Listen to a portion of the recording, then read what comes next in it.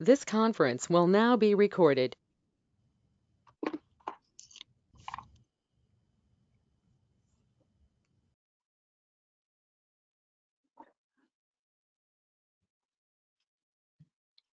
Good morning. Are we ready to begin?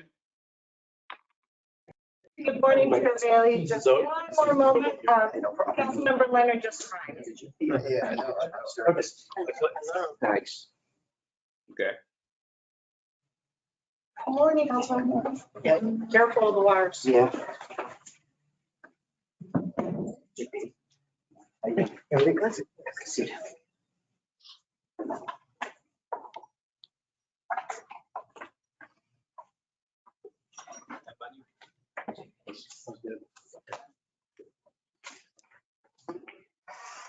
We're in a definite pathway right now. It's a beautiful decision. Very good. Hey, for all those in the boardroom, you might just want to mute until you're ready to begin, just so we don't have a loud mic.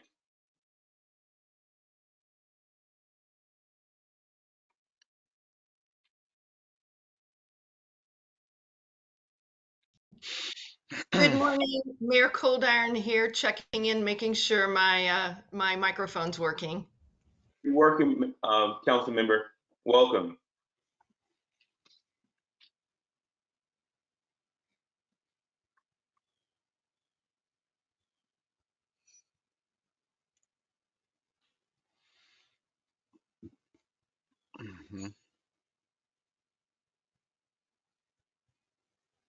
Or is maybe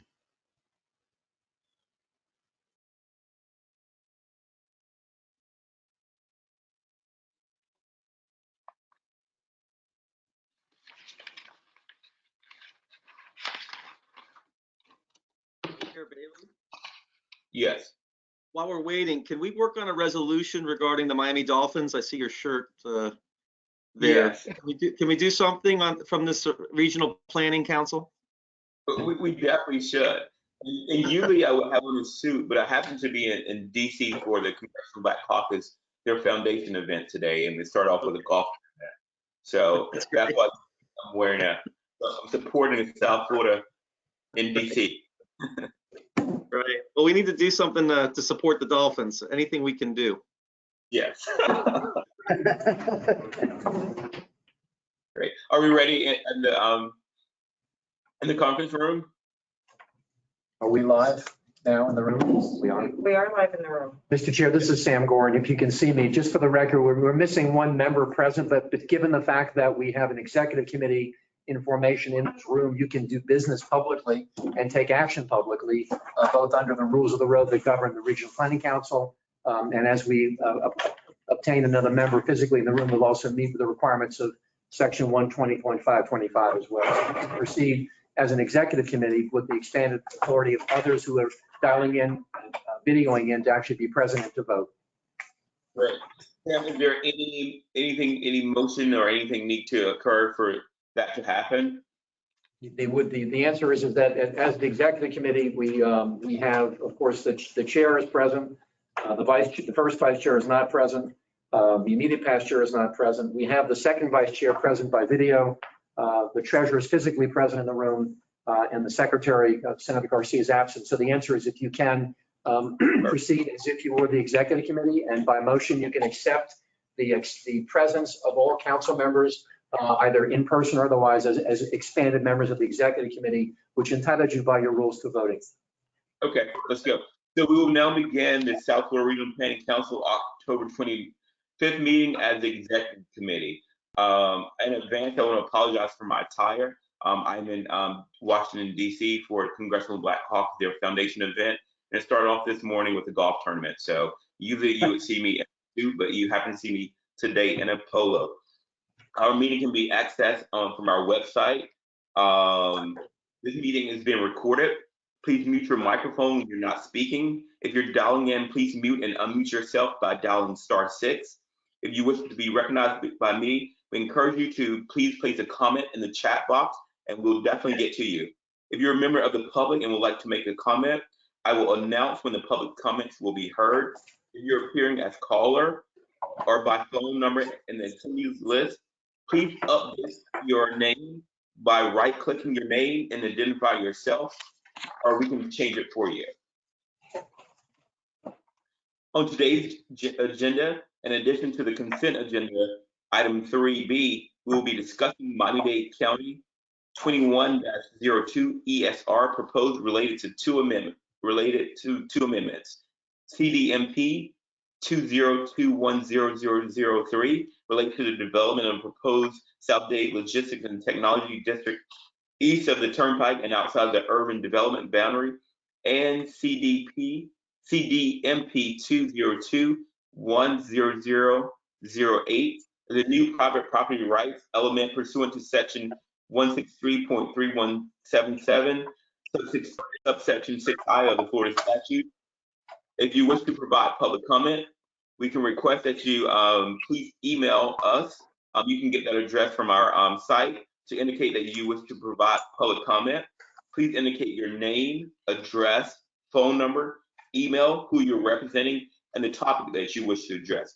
Additionally, on the meeting agenda link, you can access a PDF form where you can fill it out and email us. You can also indicate your desire to speak in the chat box. But please, we're going to make sure everyone can see it. And so if you wish to speak, either go to our site and email us, or also put a comment in the chat box. You can also, there we go. So for today's meeting, we'll be limited to the council's area of review as a commenting agency pursuant to the Florida statute is to identify the following. So these are the only things that we will be speaking as a council on for the item. Diverse effects on the resources and facilities identified in the SRPP, and 2, extra jurisdictional impacts that will be inconsistent with the comprehensive plan of any affected local government within the region. Anything outside of that area, we will not be commenting on today. So here's how we're gonna go. We're gonna allow our staff to present, and then we'll allow the proposer to present. We will not be limiting them today because I think it's to make sure that we allow time. Could we mute the person? Thank you. All right, so we will now have our Pledge of Allegiance. Member Cold Iron, would you please lead us in the pledge? Yes, I pledge allegiance to the flag of the United States of America and to the republic for which it stands, one nation, under God, indivisible, with liberty and justice for all. Thank you. George, would you please call roll of the executive committee? Cold Iron, Here. Corradino. Excused. Fur. Here. Garcia. Miller. Excused. Gilbert. Goldberg. Here. Kaufman. Here. Leonard. Here. Martinez. Monestein. Excused. Ross. Excused. Udine. Here. Ziotti. Here. Andriotta. Got more on for Andriotta. Thank you. Mayors. Excused. Wynn. Here. Bailey. Present. And we have a quorum. In front of you, you have. Physical quorum as well for the record, Mr. Chair, under Chapter 120. You've met the requirements and you have now expanded beyond the executive committee. Thank you. Okay, you have your council agenda in front of you, and we're gonna change the order of it slightly. We're gonna move the financial report below the proposed items. Is there a motion to approve the agenda as stated? Second.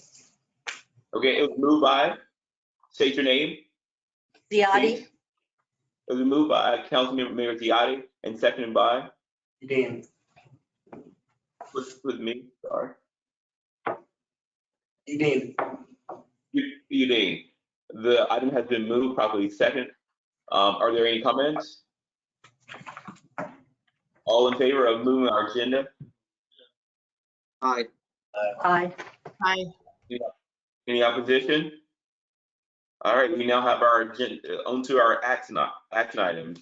We're gonna start with, Sam, will you please call the comp plan numbers? I will. For the record, Mr. Chair and members of the council and those members of the public who've dialed in or logged in for the purposes of attending today, item number 3B relates to the proposed comp plan numbers as follows. Number 1, City of Miramar 21-02 ESR. Number 2 is North Bay Village 21-01 ESR. City of Parkland 21-01 ESR. City of Pompano Beach, Florida 21-01 ESR. And the City of South Miami, 2101 ESR. The Town of Southwest Ranches, 21-03 ESR. And last but not least, for the proposed, the City of Tamarack, 21-01 ESR. They're on the public record and public hearing on each, to the extent that a member of the public has come to speak to any one of those items as proposed comp plan amendments. Thank you, Mr. Chair. Thank you, Mr. Gordon. Is there a motion to approve our proposed item? So moved. Goldberg. Udine, second. Okay, the item has been moved by Councilmember Goldberg and seconded by Councilmember Udine. All in favor? Aye. Oh, wait. This actually has to be a roll call vote. Are there any comments? Nothing in chat. There's no comment. Kathy, please call roll. Burr? Yes. Oh, sorry, Coldiron? Yes. Goldberg? Yes. Kaufman? Yes. Udine? Yes. Ziotti? Yes. Bailey? Yes. And for the record, Mr. Chair, there were no public comments coming through the website, through email or otherwise in connection with the proposed comp plan amendments. Now you have, if I may read further, Mr. Chair. Yes. Well, Thank for you. for the record, let's just say that those items were adopted. We're now onto our adopted items. Sam, please go ahead with the those items. Thank you, Mr. Chair. The adopted items are as follows: Broward County 21-04 ESR, Miami-Dade County 21-E01 ESR, the City of Hialeah 21-02 ESR, City of Hollywood 21-01 ESR, City of Homestead 21-02 ESR, the City of Lauderhill 21-01 ESR, the Town of Southwest Ranches 21-01 ESR, the City of Sunny Isles Beach 21-01 ESR, and last but not least, the City of Weston, number 21-01 ESR, all of which are adopted, having been legally transmitted to the council for review, and the public has a right of access during a public hearing on each. Thank you, Mr. Chair. Thank you, Mr. Gordon. Is there a motion to approve? So moved. Udine, second. Thank you. Was that Goldberg moving the item? Burr. Okay. Commissioner Burr has moved the item and has been seconded by Commissioner Udine. Are there any public comments via email or in the chat? Not at this time. Okay. Seeing no comments, Kathy, please call roll. Okay, take that down so we can see each other. Coldiron? Yes. Burr? Yes. Goldberg? Yes. Leonard? Yes. Kaufman? Yes. Udine? Yes. Ziotti? Yes. Bailey? Yes. Chair Bailey? Yes. This is Isabel. Chair Bailey, I just want to recognize that Commissioner Senator Garcia has joined us. And also, Yes. it's difficult to tell from the screen if we have other elected officials online. Yes, that I was going to do that next. So perfect. So before we do that, the item has been adopted, and so let's, Senator Garcia, welcome. Thank you. So if you're dialing in or you're calling in, you have the ability to add your name, and that will be helpful so we can know who's all here. Also, when you plan to speak, we can know when to unmute you. And so if you can right click and add your name, that would be very helpful. If you're having any issues, just put a comment in the chat and our staff will assist you. So on to the item C. So I think the conversation I learned about the item, I want to say roughly 2 weeks ago in my weekly meeting with the executive director, and I wanted to put the council in the best position as possible. So I asked as early as possible for a full detailed briefing to be presented. I know they were waiting on a lot of comments to come in from the different departments. And so I think you got your first document maybe Thursday, second Friday, and you got some over the weekend. I know it's been a very, very busy weekend for everybody, but hopefully everyone has had a chance to review everything that was sent. And also thanks to the proposal who also sent some additional information. And this is how we're gonna go. So we're gonna allow our senior planner to present first the 2 items and present the staff report. And next we're gonna have Mr. Jerry Bell from Miami-Dade County to present. And then we'll have the proposal to present. We're gonna hold off all questions until all the presentation because some questions might be asked and answered later. So we're gonna have the 3 back-to-back presenters. We will not limit those 3, but when we get to public comments, we will limit to 3 minutes for public comments because we want to make sure that everyone has enough time to present and we truly understand this because this is a very important decision for the council, and we want to make sure that we give them the opportunity to express their thoughts and on the item. Are you ready? Chair Bailey, I'm sorry. Mr. Bell is here as a resource. He's not here to present. He's here to answer questions that the board may have. So we'll have Stina Miskus and then members of the applicant team. It would be very helpful also to know who's in the room because everybody has masks on, so I don't know. So it would be helpful if you could take a minute to introduce yourselves. Sure. Hi, Brian. Okay. With partners with the applicant. Graham Penn works for Mr. Burkow. Graham is my partner. I'm Mr. Burkow, Jeff Burkow, and I'm representing the applicant. Jose Heavy, I am the applicant, Align Real Estate Holdings. John Kim with Langen Engineering and Environmental Services. I'm the traffic engineer. Ed Swaycon with EAS Engineering. I'm working on the environmental issues associated with the application. Andrew Fasano, on the 9 on behalf of the co-applicant South Dade Industrial Partners. Good morning, Jerry Bell, Assistant Director for Planning at RER. Glad to be here to answer any questions you might have. Mayor Buddy Pender, Alamorada, Florida. Ron Sutton, Mayor, Key Colony Beach.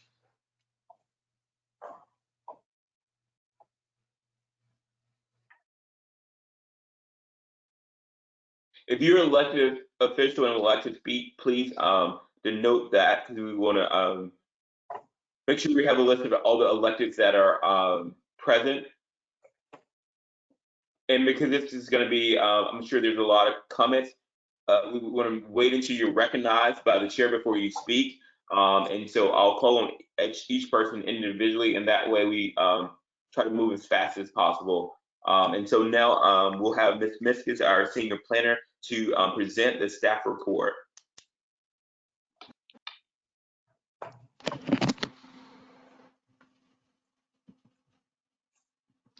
Good morning, council members. This morning we have an opportunity to comment as a council on Miami-Dade 21-02 ESR. It concerns an 800-acre proposed development that will require the expansion of the urban development boundary located approximately south of the Homestead extension to Florida's Turnpike between Southwest 107th Avenue and Southwest 122nd. Sorry, is there any way to enlarge that we can highlight her video while she's presenting, staff? The only way, Chair Bailey, is if you go at the top, instead of view everyone, click on who's talking, and then it'll enlarge her screen. Perfect. Thank you for everyone. We're seeing her big. Okay, great. All right, so let's go. Okay, thank you. Okay, and it's north of Southwest 268th Street, also known as Moody Drive. The intent of the proposed development is to build 9 million square feet of non-residential development, mostly industrial, but some commercial. Also, there will be a 150-room hotel proposed and 84 residential units in phase 3 of the development. It is within the coastal high hazard area, which is an area that would be vulnerable to a Category 1 storm, so an area that's vulnerable to flooding.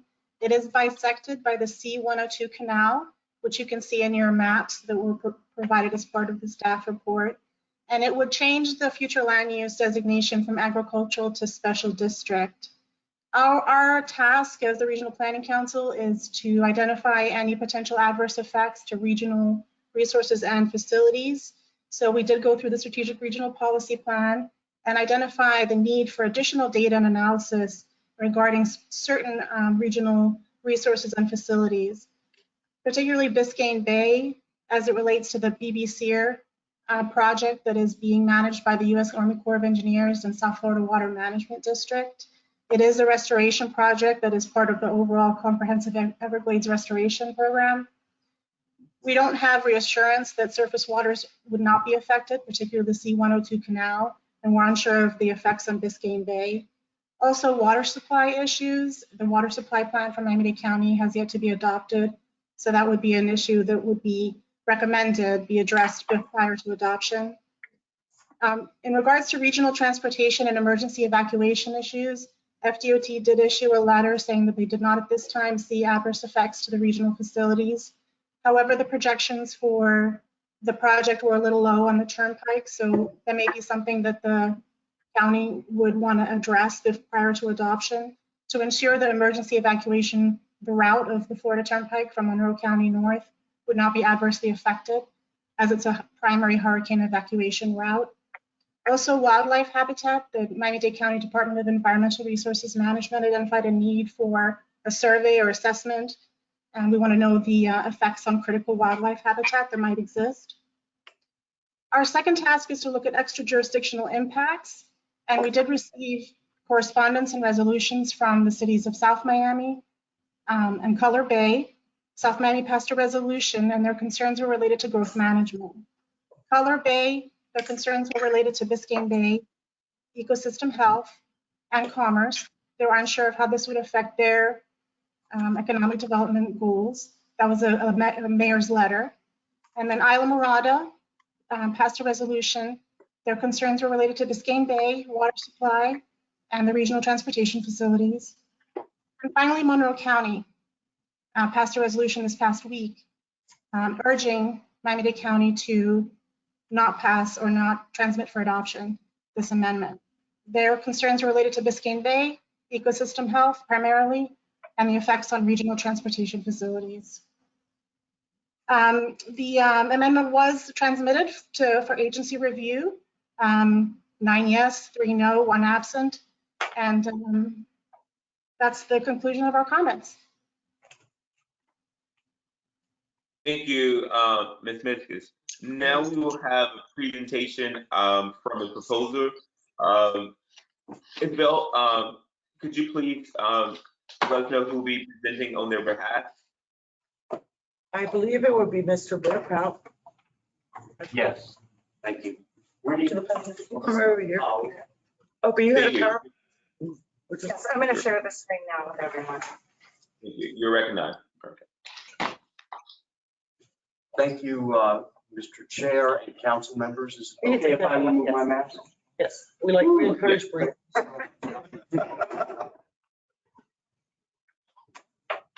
Good morning. My name is Jeffrey Burkow. I'm an attorney with the law firm of Burkow, Riddell, Hernandez, Larkin, and Tappan. It's 200 South Biscayne Boulevard in Miami.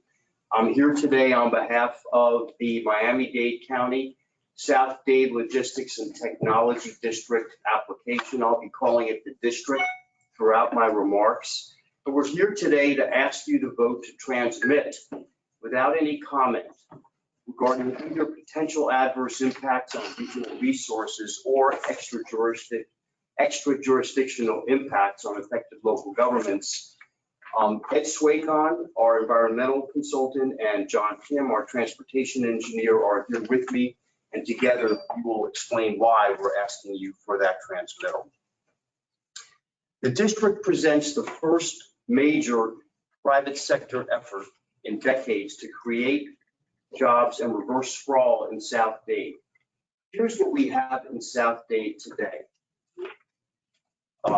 We've got 18% of the population living below the federal poverty line in the county.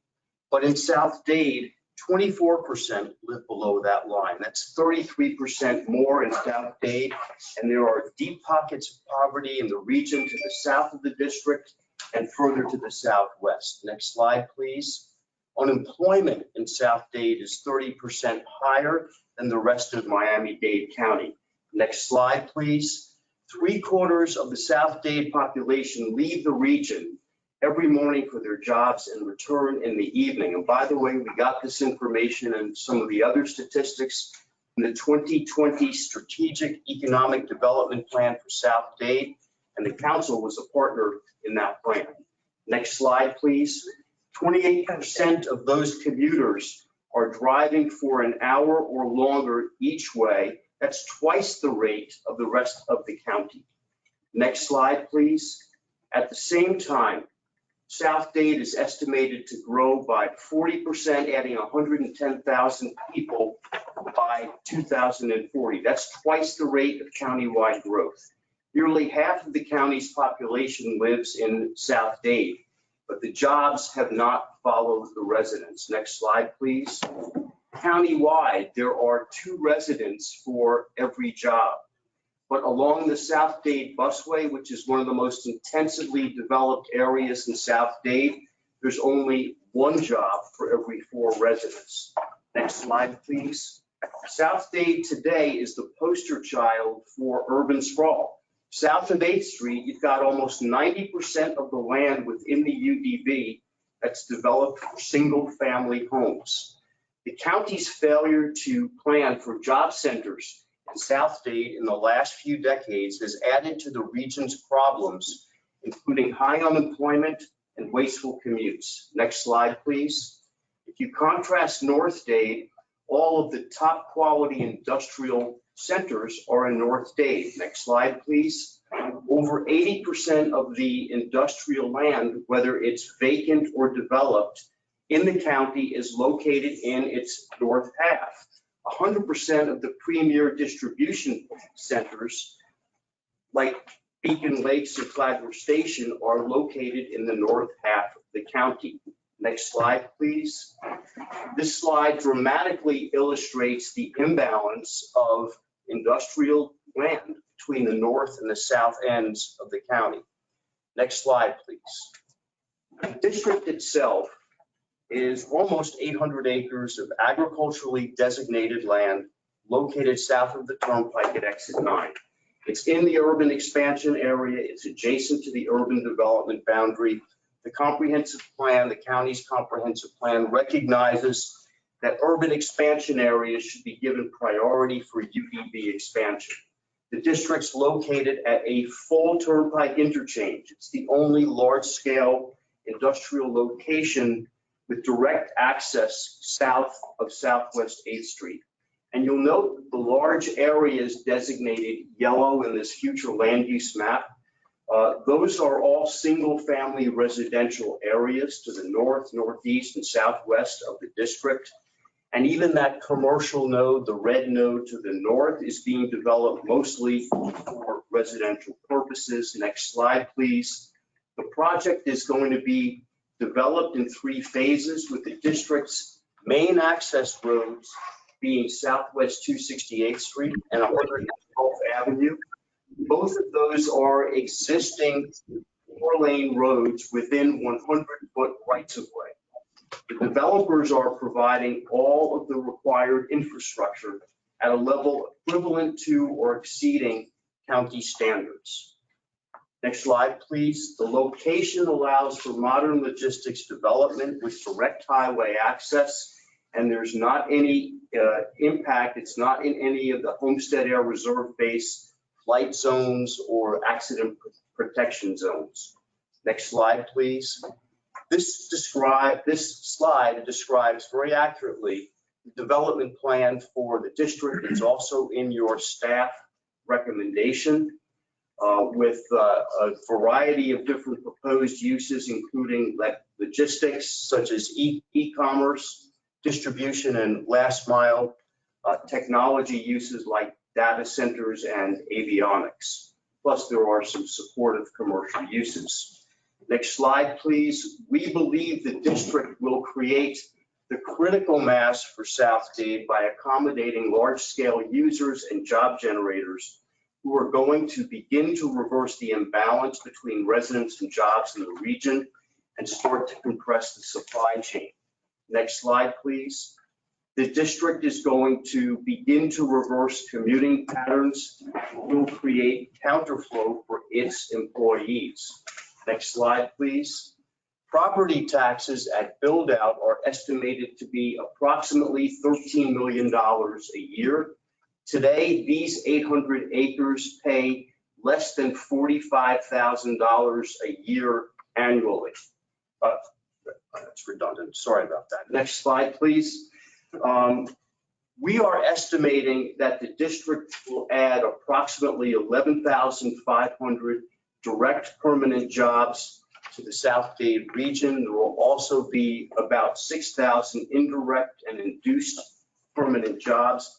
These jobs are going to be filled by a wide variety of people with various skills and education levels and will pay considerably more than the retail, hospitality, and agricultural jobs that dominate South Dade today. The district is also going to create 13,000 construction jobs and will promote strategic regional policy plan goal 2 to increase employment opportunities and support the creation of jobs with better pay and benefits for the region's workforce. Now, I'd like to ask our environmental engineer, Ed Swaycon, to come to the podium and speak to you regarding the environmental concerns raised by staff. He'll be followed by John Kim, our transportation engineer, who will be speaking about transportation impacts, and then I will wrap up. Thank you. Mr. Beckrow? Quick question. So there are two other presenters, correct? And then you're wrapping up? Yes, sir. Thank you. Thank you. Good morning, everybody. My name is Ed Swaycon. I'm president of EAS Engineering. We're an environmental engineering firm that's been in the South Florida, Miami-Dade County area for 35 years. We specialize in working with clients both in the public and private sector through the regulatory process, and that involves all of the issues that I'm going to talk to you today about. One of the most important aspects of this project is that it's a project that does provide benefit to Biscayne Bay, not in the traditional sense that everybody thinks of, but it's a project outside the box that actually improves water quality, water delivery to Biscayne Bay. In our current situation, we have agricultural uses that are permitted to withdraw close to 13 million gallons a day for their agricultural needs. Based on water and sewer, the Water and Sewer Department's estimates, that quantity will be reduced to less than 270,000 gallons a day for the uses on the property. When you use the calculations that are provided by the South Florida Water Management District for estimating how much reduction in pollutant loading would be available or would occur after this project, which I believe are very conservative, there's a significant reduction in the most significant pollutants, phosphorus, nitrogen, that are now entering Biscayne Bay. Over 3.8 million gallons per day, or excuse me, over 1,000 kilograms enter Biscayne Bay, and after our project, there'll be 270 kilograms. And the reason that happens is you have to understand what's happening on that property today. Today, we have agricultural fields that are interlaced with agricultural ditches, and when it rains, the rain falls on those ag fields, is accumulated in those agricultural ditches, which were put there to remove the water so that the farm fields could continue to function without being flooded. Those agricultural ditches connect directly to the C-102 canal, which is a primary canal operated by the South Florida Water Management District via culverts. There are culverts there today. And then that water quality, that water with all of its pollutant loading from the agricultural fields is discharged into Biscayne Bay, untreated and with no quantity control. So when it rains, you get a big pulse. The way the system is set up is that when the water levels in the canal reach a certain level, the floodgates open and all that water goes out. Under our proposed development, 100% of all of the stormwater from the 100-year 3-day storm event, that's 16 inches of water, 16 inches of rainfall that would fall on the site for that period. Sorry, 1 second. We have some feedback noise. Can we make sure everyone's muted, staff? Okay, perfect. You can go ahead. Sure. So after our proposed development, we're going to be capturing 100% of all of the rainfall from the 100-year 3-day rainfall event and retaining it on site and allowing it to exfiltrate into the ground after appropriate water quality treatment. So what that does is it mitigates the pulse discharges that are now going to Biscayne Bay, and it significantly improves the water quality that's being presented or proposed and discharged into Biscayne Bay. You've heard about SURF. We can go to the next slide. You've heard about SURF, and I think it's important to note that what you see on the screen here are the original SURF boundaries from what's called the Yellow Book in 1999. That was the all-encompassing review of what might we need to do to protect Biscayne Bay and Everglades and the regions. Our property is shown in yellow. We were not in the original Yellow Book footprint. We can go to the next slide. What's happening today with the BB Sear project is a number of the original Yellow Book projects that were contemplated never were able to be built, either for financial reasons, for technical reasons, for a whole host of reasons. And the community that wants to protect Biscayne Bay, including us, have gotten together and say, hey, let's take all these projects that are still out there and let's put them all in one basket and let's see if there's a way we can consolidate and improve and move and get the best bang for the project, best bang for Biscayne Bay.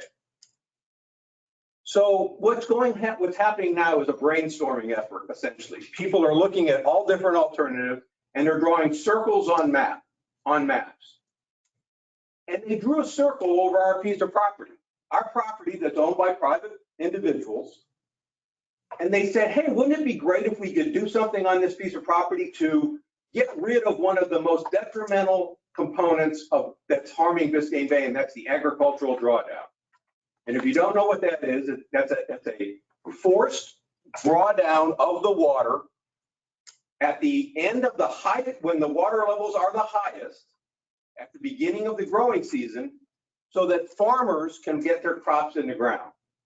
Well, ideally, what you would want to do is store that water. You would want to retain it so that you could get it out to Biscayne Bay at the appropriate, when we don't have enough rainfall, but that's not what's happening.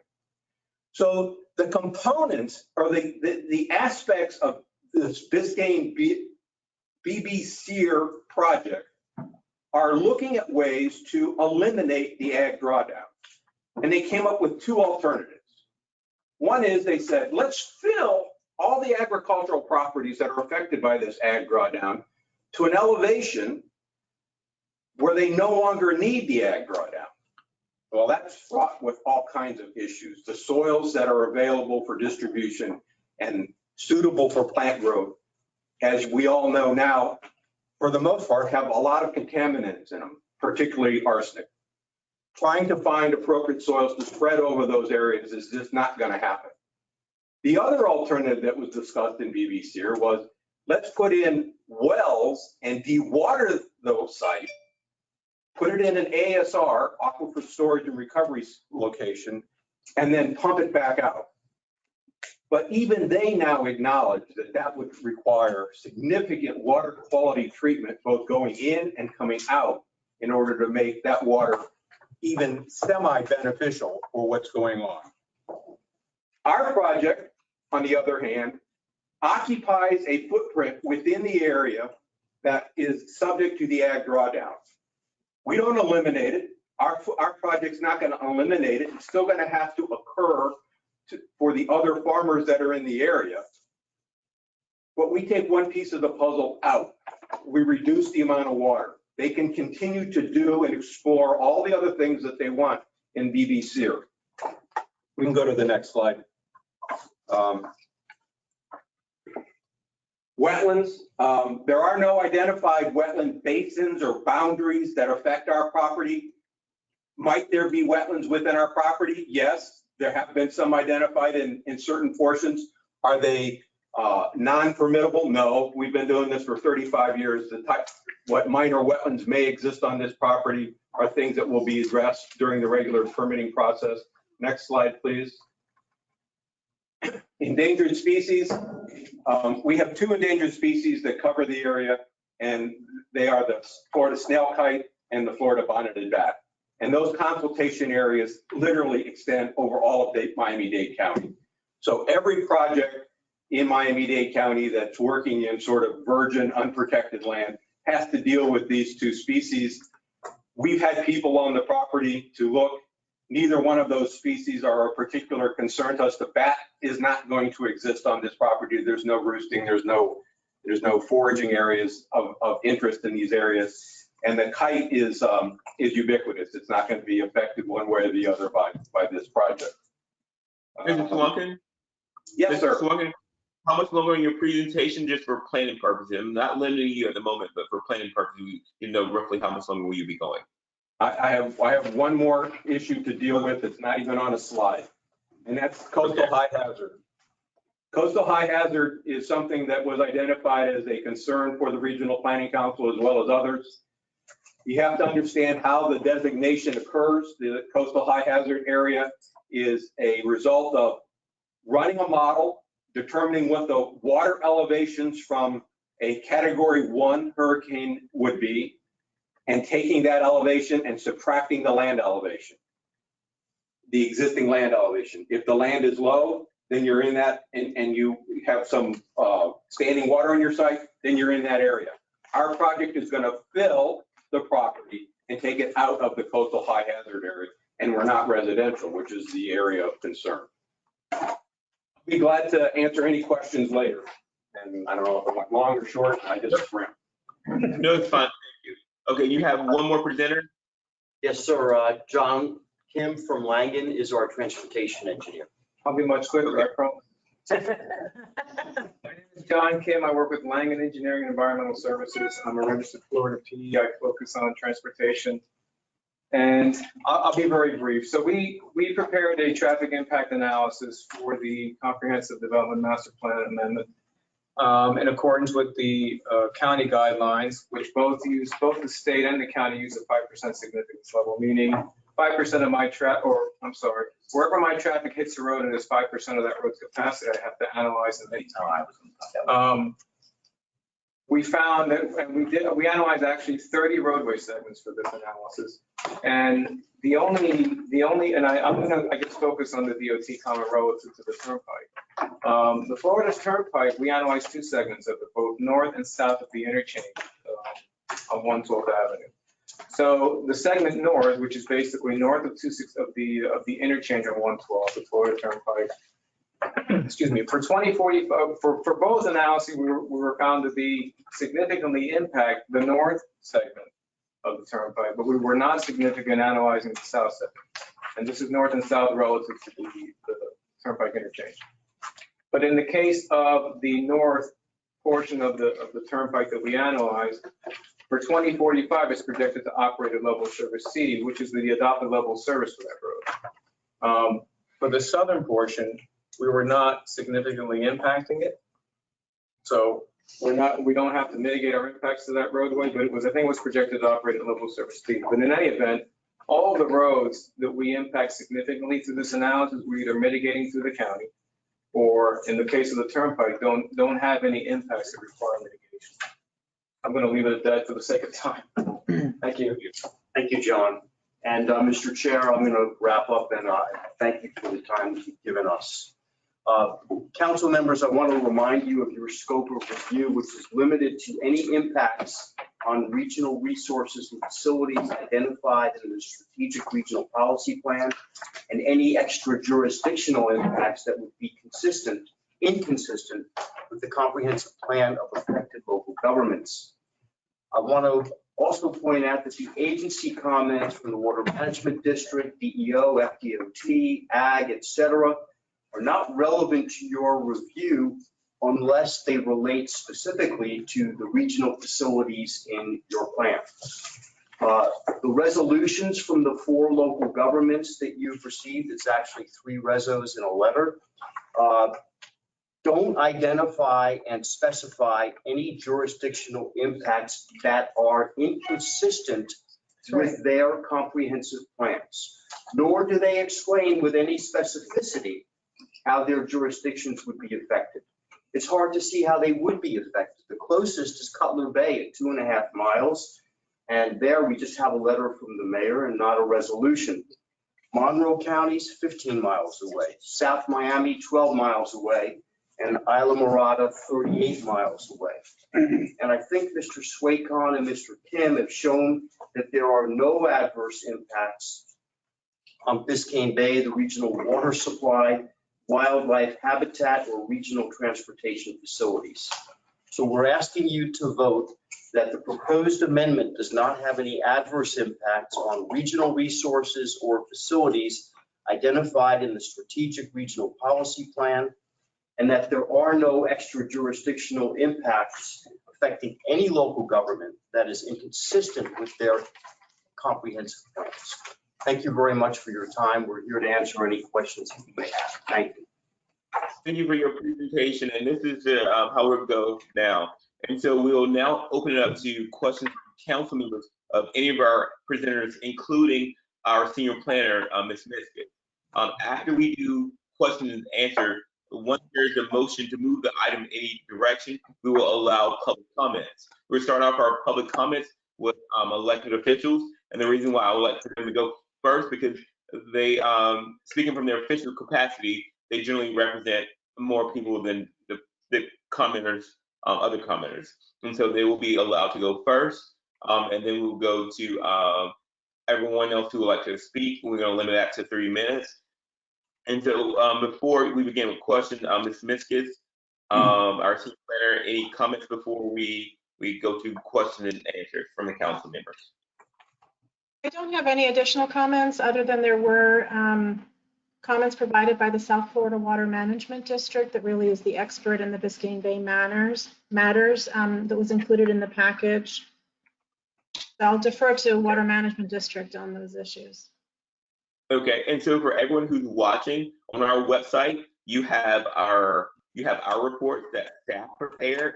You have the presenters report, and now we're on for questions from council members. We're going to recognize Senator Garcia. Thank you, Mr. Chairman. Quick question. How are these normally handled in the past? This is the first time I'm here, and I appreciate the presentations. Are they normally just passed out to the county commissions and let them deal with it, since I sit on that body as well? Just curious as anyone can fill me in on that procedure. Perhaps I can respond, Mr. Chair. Senator, Commissioner, good morning. Thank you for your questions. You have an independent role as a member of the Regional Planning Council. Whatever the Miami-Dade Commission has done or may do in the near future is a Miami-Dade decision, but you are here essentially as what's called a free dealer. You get to decide as a Regional Planning Council member what your obligations are and responsibilities. 2 things. You've heard the word Strategic Regional Policy Plan, SRPP. It exists. It's a legal document that actually controls the rules and relationships between the Regional Council and land use comprehensive statutes modified last 5 years. Mr. Gordon, 1 second. Yes. Can we make sure everyone's muted, please, because we're getting feedback. And this, we want to make sure we hear Mr. Gordon because he's sending out like what's our responsibility here, which is most important. So, okay, and the SRPP is a legal document that binds not just the council members, but binds those affected by development in the region specifically, which must be consistent with the state plan, and the county plan must be consistent with the regional plan. There's a level of consistency that runs from the state to the regional council to the county. The second part of which is, and it's been cited to by both the staff through Ms. Miskus and also by Mr. Burkow, there's a statute that governs what you are doing here today.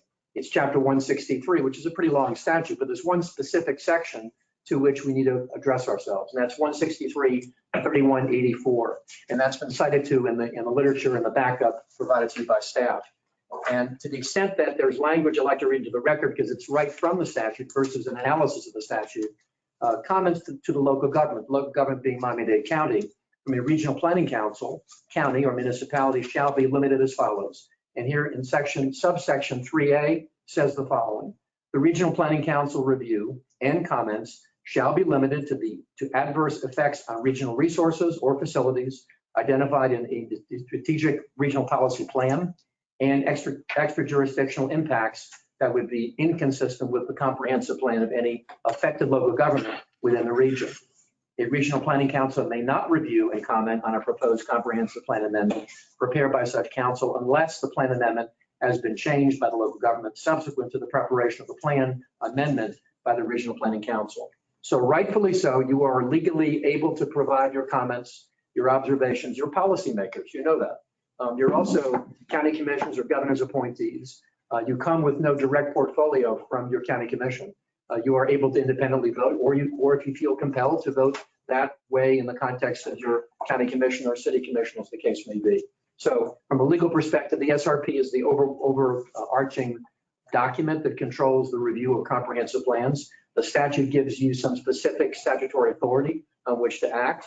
And today, if you do not comment and if you do not take a motion of some kind, you're a stop along the railroad station, so to speak. And to the extent that you don't comment, you kind of lose that bite of the apple.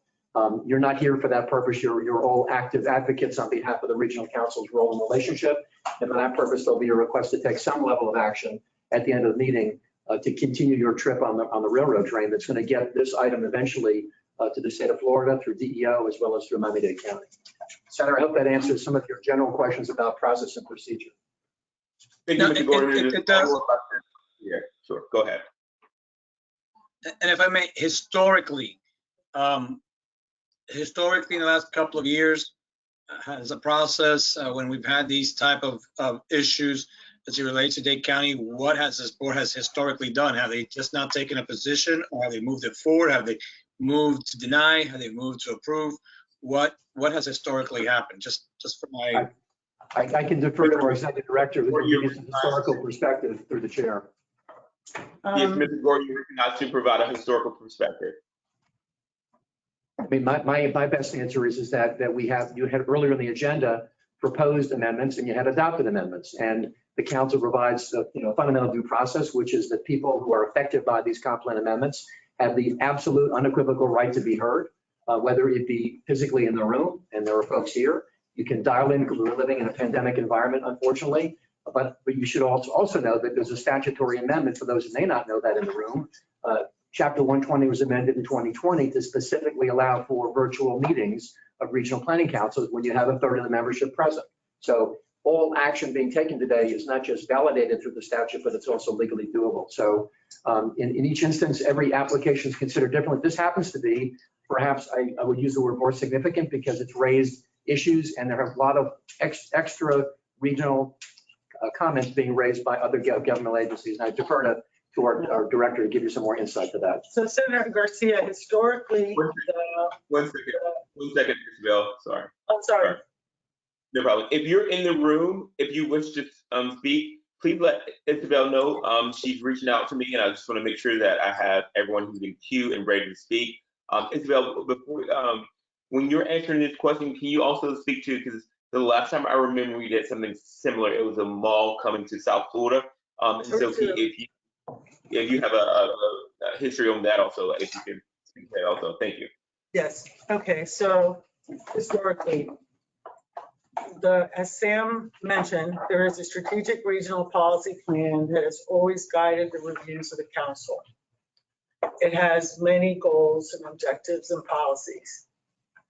Statutory changes have reduced the areas we are allowed to comment on. Historically, we would look at proposed amendments along all the goals of the SRPP. Now we have to look at regional resources and extra jurisdictional impacts inconsistent with the local government comprehensive plan of the local government. We would review a comp plan amendment and we provide a staff recommendation to the board. Our recommendations typically is consistency or inconsistency with the strategic regional policy plan. In the past, I guess the most recent big amendments many amendments that we get really are consistent. They only are local government influenced amendments. They don't rise to the level of anything. So we just say, put it on the consent agenda, and that's what we did this morning, and off they go. So sometimes amendments are more complex and they touch on different issues. And so there have been cases where staff, what we do is we do our best to collect the information that's needed to review along the lines that we're authorized to review and provide the board with the information that we can find. And it is not unusual for the board then to say, thank you very much, staff. We have reviewed your recommendation, but as policymakers, we think we want to say something different. That happened with American Dream Miami project, you will recall. And you will also recall that when we were having the conversation at the same time about the proposed expansion of 836, that there were some questions about what it would do in the wetlands area, that the council recommendation was to find it inconsistent with the regional policy plan. We don't find those we don't make those findings casually. It's a very important thing. But at the proposed stage, what we're saying to the local government is, look, this might be a great project, but we have concerns about these potential impacts to regional resources, and we'd like you to keep working on it. So the commenting agency comments are addressed, so that I don't know, I can provide you a recommendation and you can change it. I think there's a lot of comments that have been raised, and I think that, again, it might be a very good project. Certainly jobs are needed, but is it ready for prime time right now? I don't know.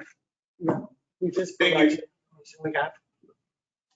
Thank you for that. And so I just want to make sure that my role is to protect all the council members, to make sure that you understand the work before you. But so before we go into questions again, I want to make sure, is there anyone don't need more clarity about our direction today, what we can and can't not do, and why we're here? I just want to make sure that we're all on the.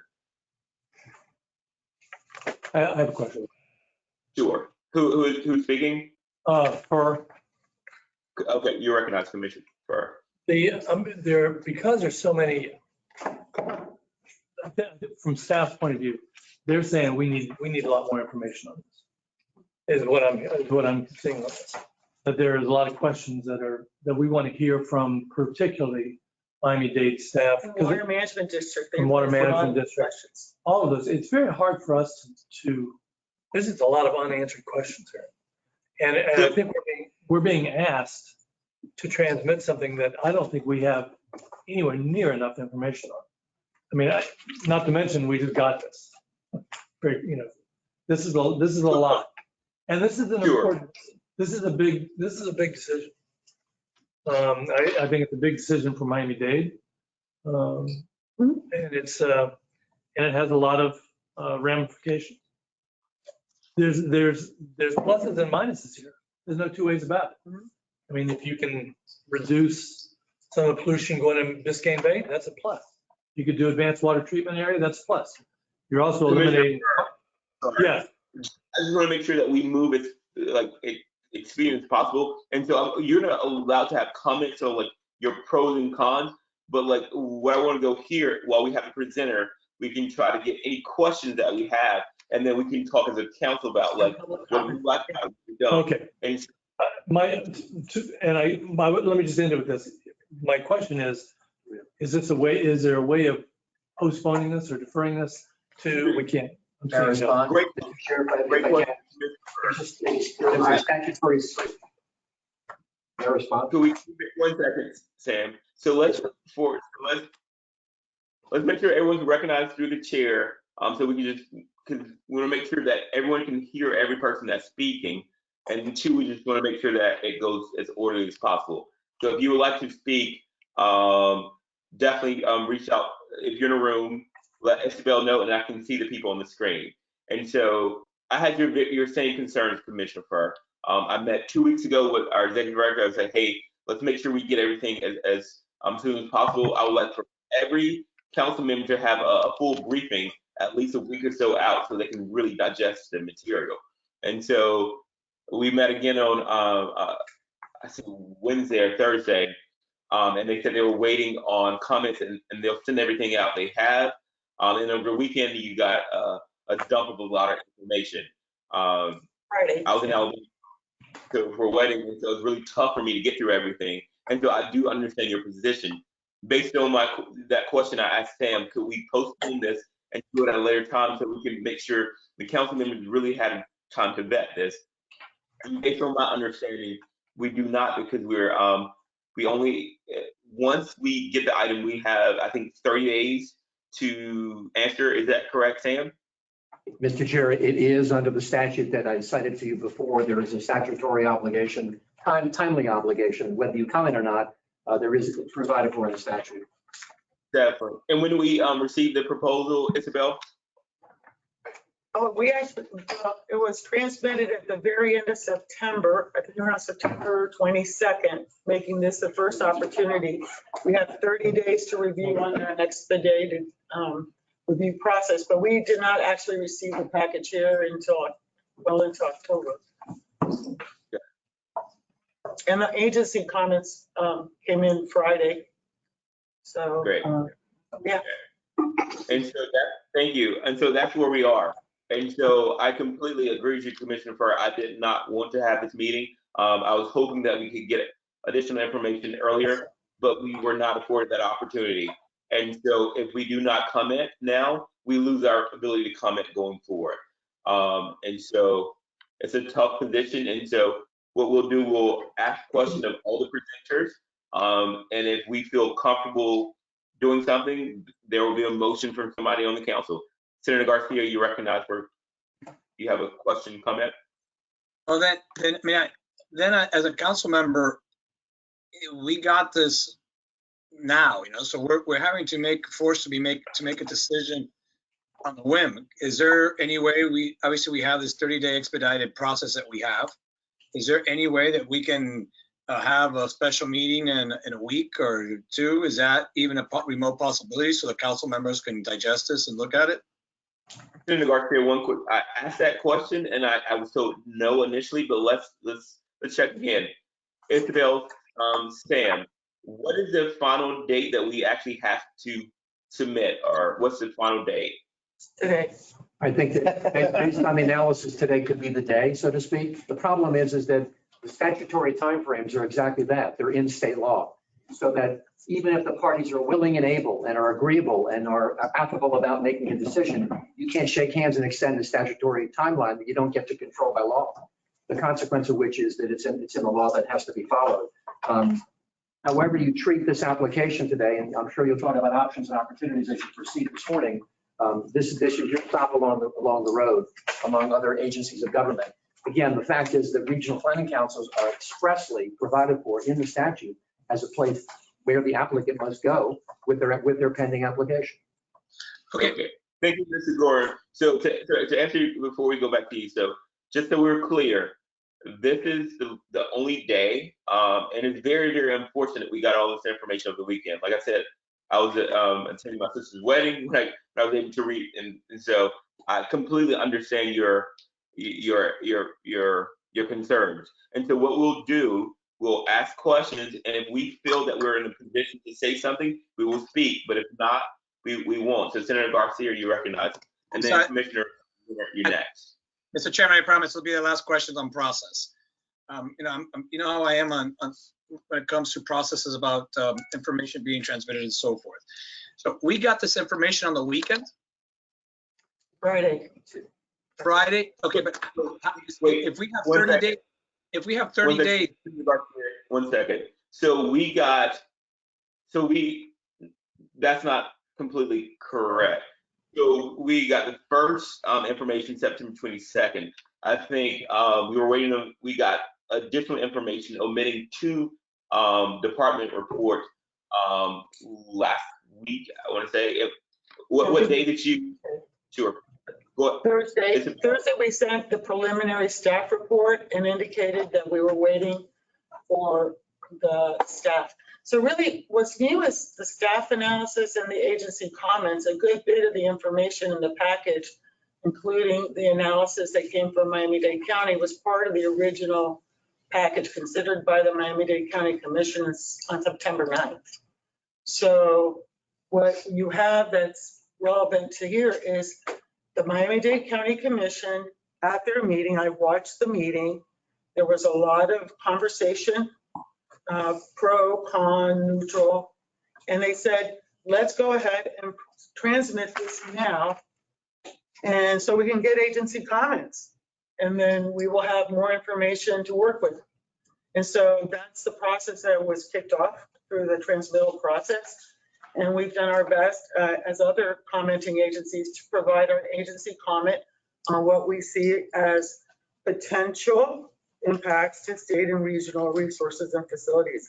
And in fact, the Amendment 1 recommendation says transmit this agenda item as comments to Miami-Dade County and the Florida Department of Economic Opportunity, with a note that additional information is needed to fully assess potential impacts to state and or regional resources or facilities. So for our council, this is actually a pretty conservative recommendation.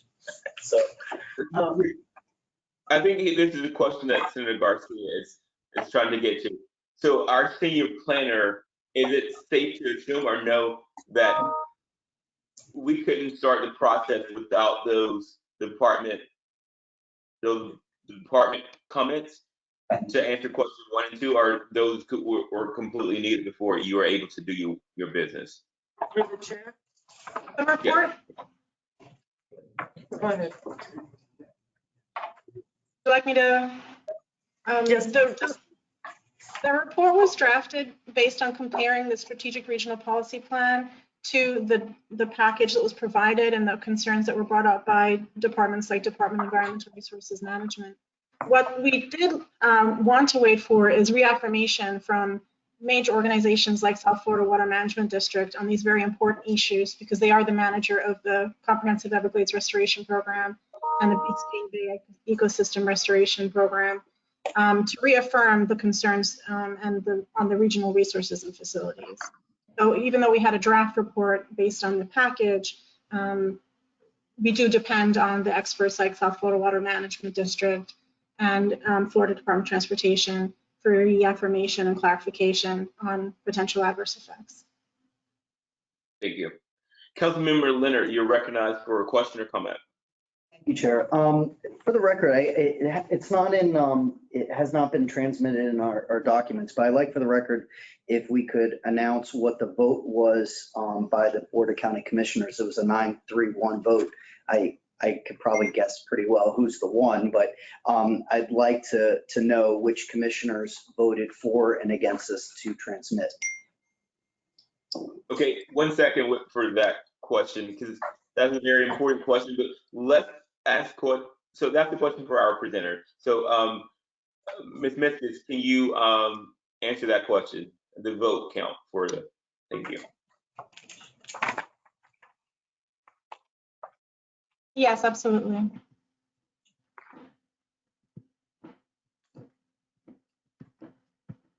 And could you speak to the vote, like what was the actual?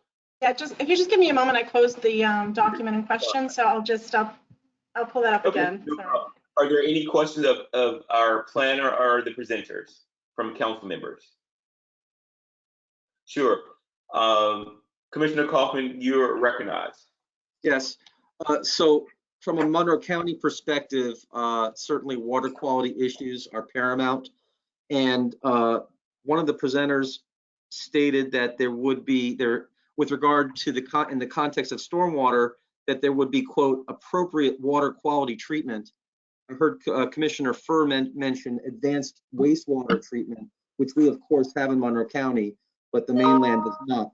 Can I have more information about advanced wastewater treatment? Is that in fact in the proposal? And if so, who's paying for it, and some details, please? Okay, so the presenter, you are recognized to answer Commissioner Kaufman's question, and Mayor Ziotti, you're up next for your question once this is. I think we're confusing two particular topics. The matter of stormwater, the stormwater is being captured and retained on site and will be processed on site through traditional stormwater management means. The facility itself will be connected to sanitary sewer. Advanced wastewater treatment usually comes into the discussion when you're talking about reuse water as part of SERP, where you might take wastewater from the South Dade wastewater treatment plant, treat it to a much higher standard, and then reintroduce that to the environment. That is a concept that's being discussed as part of BB-SEER. It is not part of our proposal. We would have no input or ability to deal with advanced wastewater treatment. Thank you. Councilmember Kaufman, is there a follow-up? No, thank you for the clarification. I think that's very important because for us in Monroe County, the goal should be advanced wastewater treatment. And I know that that's not maybe the reality for you all on the mainland, but for us, it is vitally important. And to make a suggestion that the water quality of Miami does not impact us in Monroe County is just not correct. And you can ask our fishing guides, you can ask those, especially in the Upper Keys. We're very concerned about this. Thank you. So, thank you. We're gonna go. Okay, 1 second. And so remember, this is a question period. There will be council comments coming up shortly, when we move the item or we don't or whatever we do. And so this is for informational purposes. So we'll make sure this is specifically questions. Ms. Miskis, do you recognize to answer the question regarding the vote? What was it about? And yes. What was it? Yeah. Thank you. Yeah, the vote from Miami-Dade County Commission was a vote to transmit for agency comment. The particular votes are, the yeses were Jose Pepe Diaz, Commissioner Diaz, Commissioner Gilbert, Commissioner Garcia, Commissioner Hayman, Commissioner McGee, Commissioner Soto, Commissioner Martinez, Commissioner Monestein, and Commissioner Sosa. The nays were Commissioner Eileen Higgins, Commissioner Raquel Regalado, and Commissioner Danielle Cohen-Higgins. One absent, Keon Hardeman. Thank you. Thank you. Mayor Ziotti, you're recognized for a question. Yes. So this will be obviously primarily industrial use, and you are stating that it will bring in jobs because people tend to commute away and it's roughly an hour commute. But with those industrial jobs, you state that they're higher paying jobs. Is it because they require higher education? And has that kind of been taken into consideration? Because people may be commuting because they're working at a hospital or they're working hospitality on the east side of town, and hence the commute. One of the things I need to answer the question through the chair. One of the things I didn't mention, just because of the time limitations, is that we have prohibited 78 different types of industrial uses through a proffered covenant that would otherwise be prohibited in the industrial district. We are focusing on logistics and technology uses. We're not requiring higher levels of education, but we know there will be varying levels of education and different skill types that will be employed through this district. It is primarily logistics and logistics, distribution, and technology uses. And we believe from our consultants that these jobs will be offering higher wages than are offered elsewhere in South Dade today. And you chose industrial because, I mean, based on what I'm looking at the maps, it's not near a port, it's not near an airport. What is? Let me explain that. It's the proposed designation of this district will be a special district under the county's plan called South Dade Logistics and Technology District. It won't be called industrial. But this will be similar to some of the upscale logistics and distribution parks in the county, like Beacon Lakes and Flagler Station. The reason that we chose this location is that this has 3 of the characteristics that are required for logistics and distribution uses. Number 1, and most important, direct expressway access. Being on the turnpike provides significant advantages for this area, number 1. Number 2 is it's a large site. It is available, and number 3, it is regularly shaped so that we get the maximum efficiency out of the land. Being on an expressway is significant. It doesn't have to be directly next to a port. We've got a very successful project out in West Dade called Beacon Lakes that is several miles from the airport and the seaport, but very successful in having the direct expressway access. But again, it's all surrounded by residential. This is not surrounded by residential. This has agriculture to the east, right, and to the south. To the north, we have the turnpike as a barrier to the residential on the other side. On the west side, for the north half of the property, we've got the turnpike and we've got the canal as a barrier. And then there's a small section that is adjacent to residential along 268th Street, but we're going to propose buffers in that area. Mayor Gigliotti, that answered your question? Yes, it does. Thank you. Thank you. Next, we have Mayor Kodar. You're recognized for a question. Thank you, Chair Bailey. My question is based on the comments made about this being in a coastal high hazard area.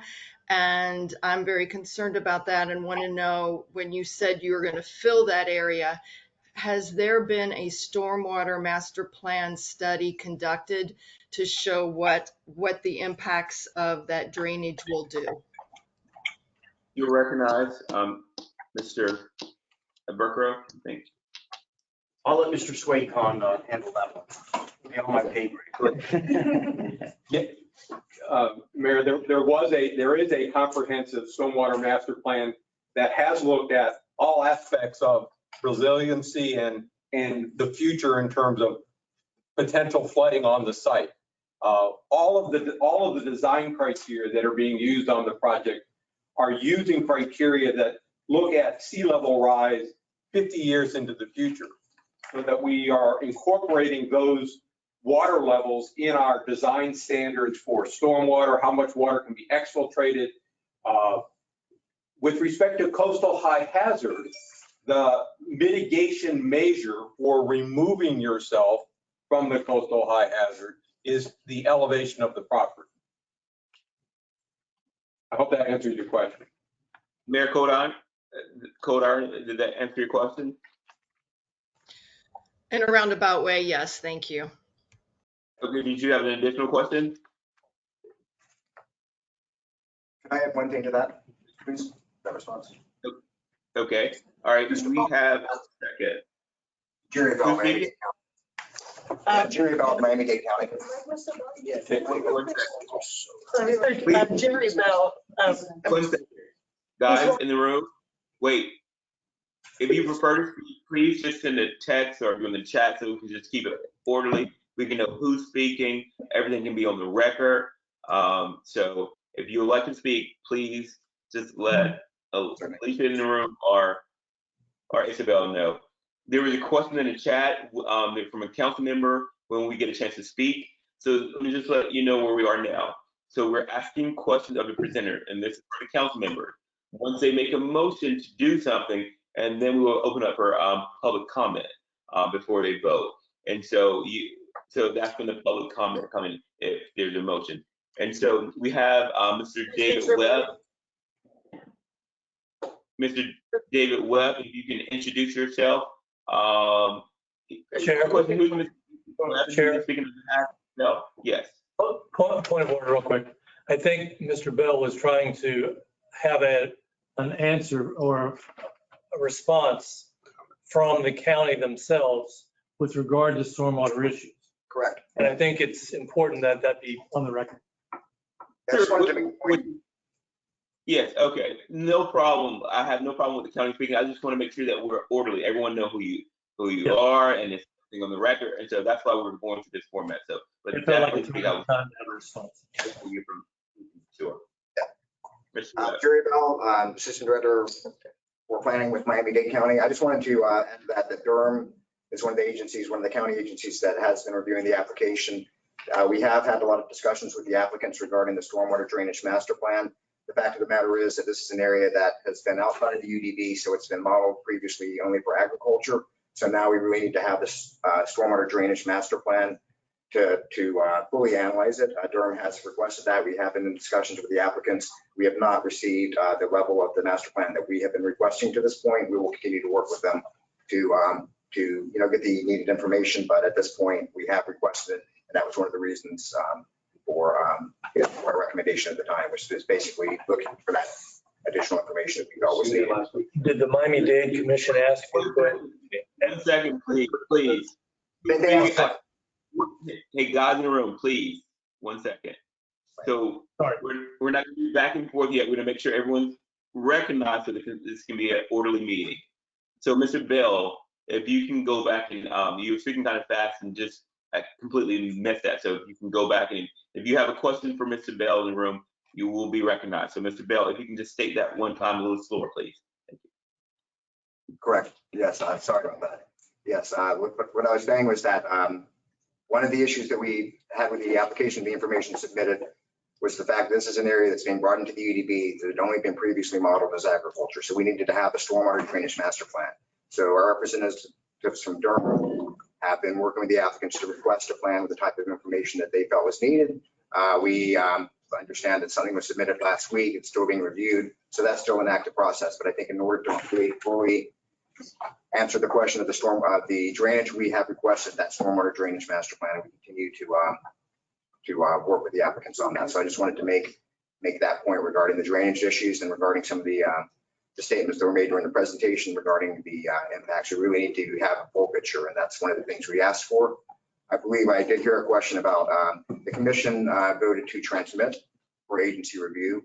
We did raise a number of issues that we felt we needed additional information on, and I think the transmittal was really gave an opportunity to hear comments from the various agencies. So that was that vote.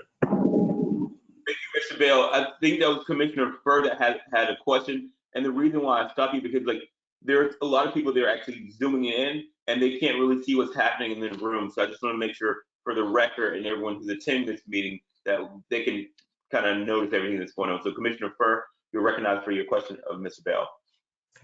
I had asked, and Mr. Bell actually just answered it, what the Dade County Commission had asked of them. And he responded. Thank you, Commissioner Furr. Mr. Chair, this is Mr. Burkow. If I can just add one point regarding the stormwater master plan. It was submitted last week. It's a master stormwater management plan. I believe our civil engineer is on the line to explain exactly what was submitted, if you would like to hear that. If that would be a question for Commissioner Furr. He had the question. So Commissioner Furr, would you like for that to be?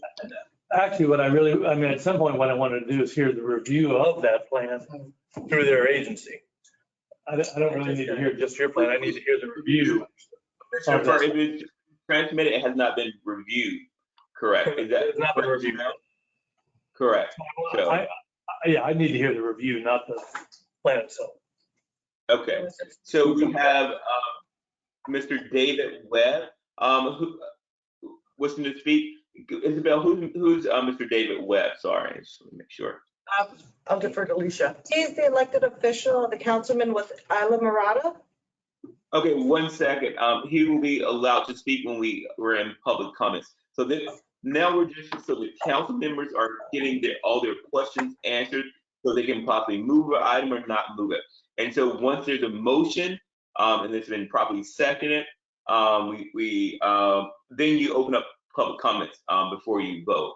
And so we're not on the public comment portion yet. We're just getting questions answered for the council members, so they can be in a position so they can possibly do something or not.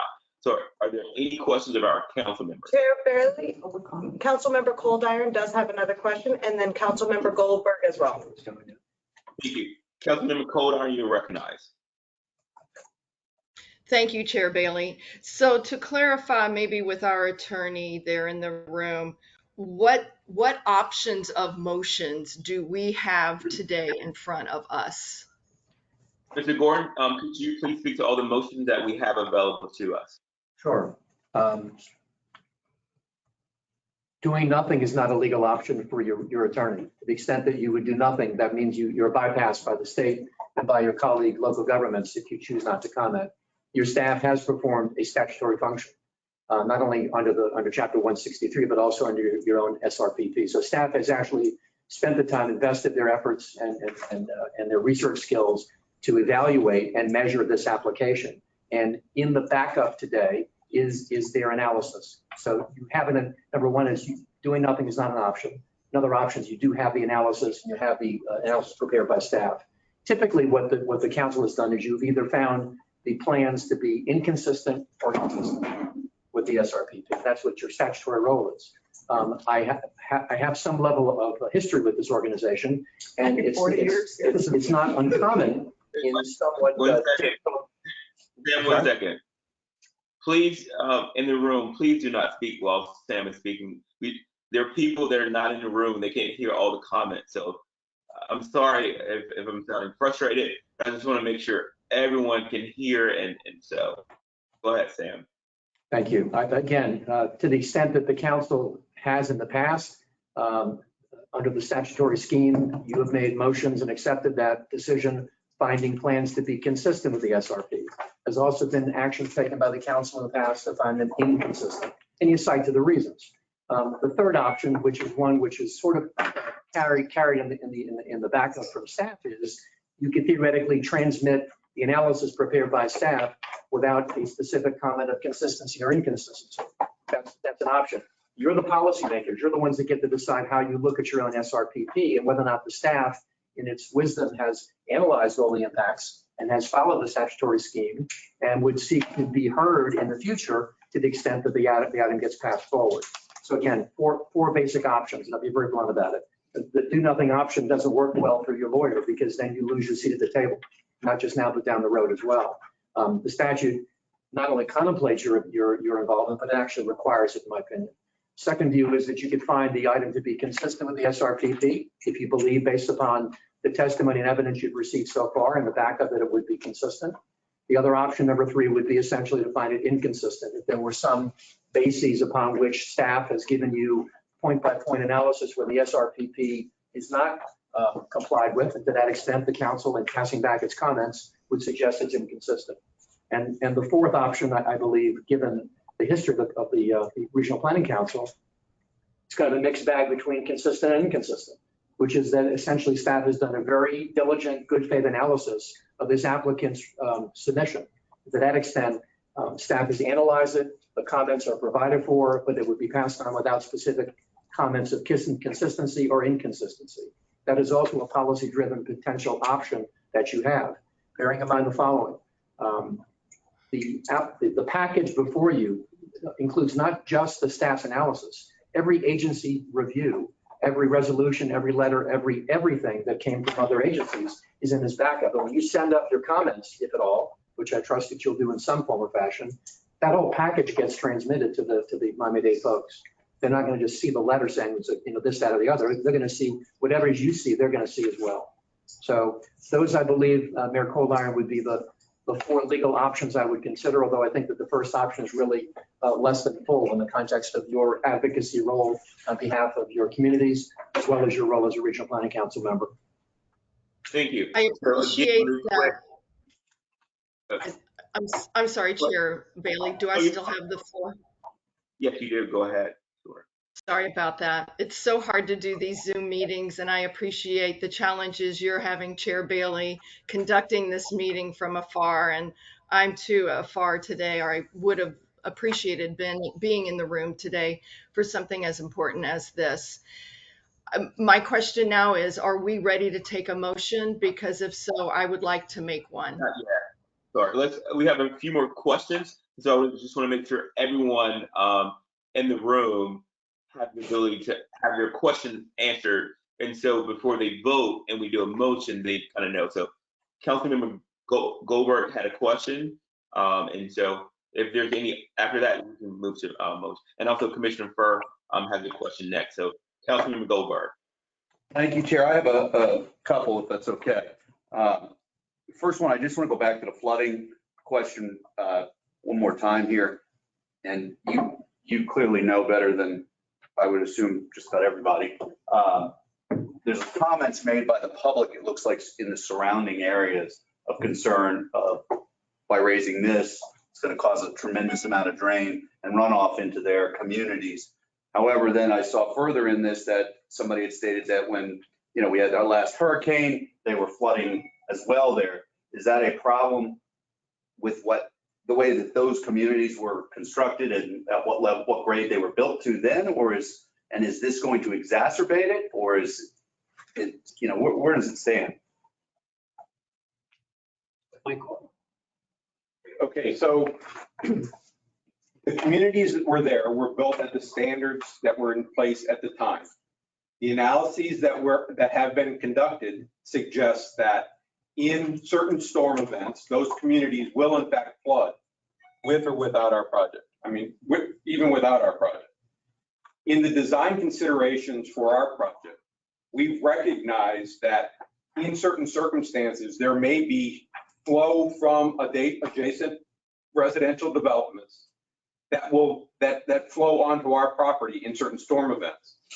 Our plan is to then capture that and route it or accommodate it within our site. Most likely it's routed around. Right now, if that stormwater is coming from an adjacent residential area in a storm and is ending up in the C102 and we put our project there, we'll provide a means to continue that conveyance so that we don't aggravate any adjacent. We can't do things in our project to offset what already is happening on those properties.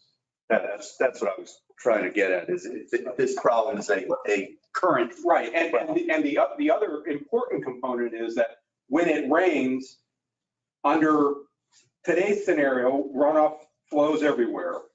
Under the design criteria that you're allowed to design for, you're allowed to design for a 25-year storm and then have discharge off your property.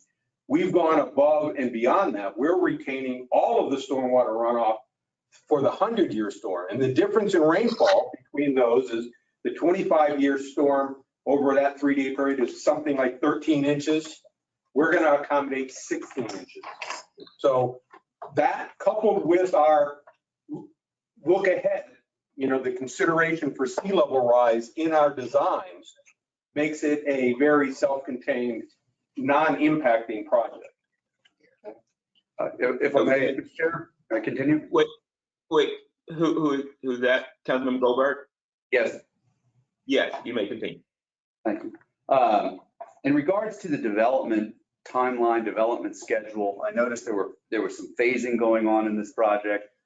Can you elaborate on, what is the timeline to completion for each phase as well as total completion? the project? Phase one will commence early next year with the hope and intent of the first CO being issued prior to the end of next year.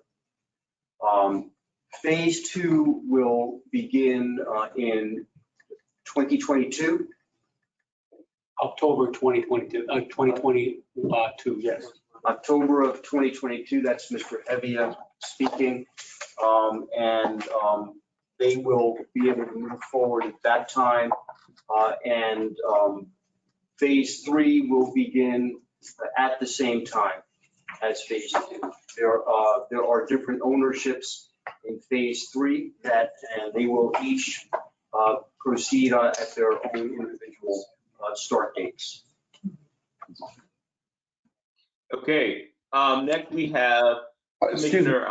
Mr. Chair, just a couple more. Is that all right? Sure, no problem. Yeah, definitely. Commissioner, sorry. One second. So Councilmember Goldberg, you recognized for a series of questions, so just take it away. Thank you. So industrial is going to be the product. Are these dock high? Is that what's going to be throughout this project? Yes, sir. Okay. And your projection for the type of tenants are Amazon distribution based? Those type of tenants, yes, logistics as well as some technology and research, distribution centers, e-commerce, et cetera. Okay. I mean, the one comment obviously related to jobs, because I'm a developer too, and I understand pitching jobs. Right. Yeah, you're creating, 11,500 jobs, but on 9.5 million square feet, it's not a huge number for what could be created. But it is good. It's there. It's something that's not there currently, if that's what you're comparing to.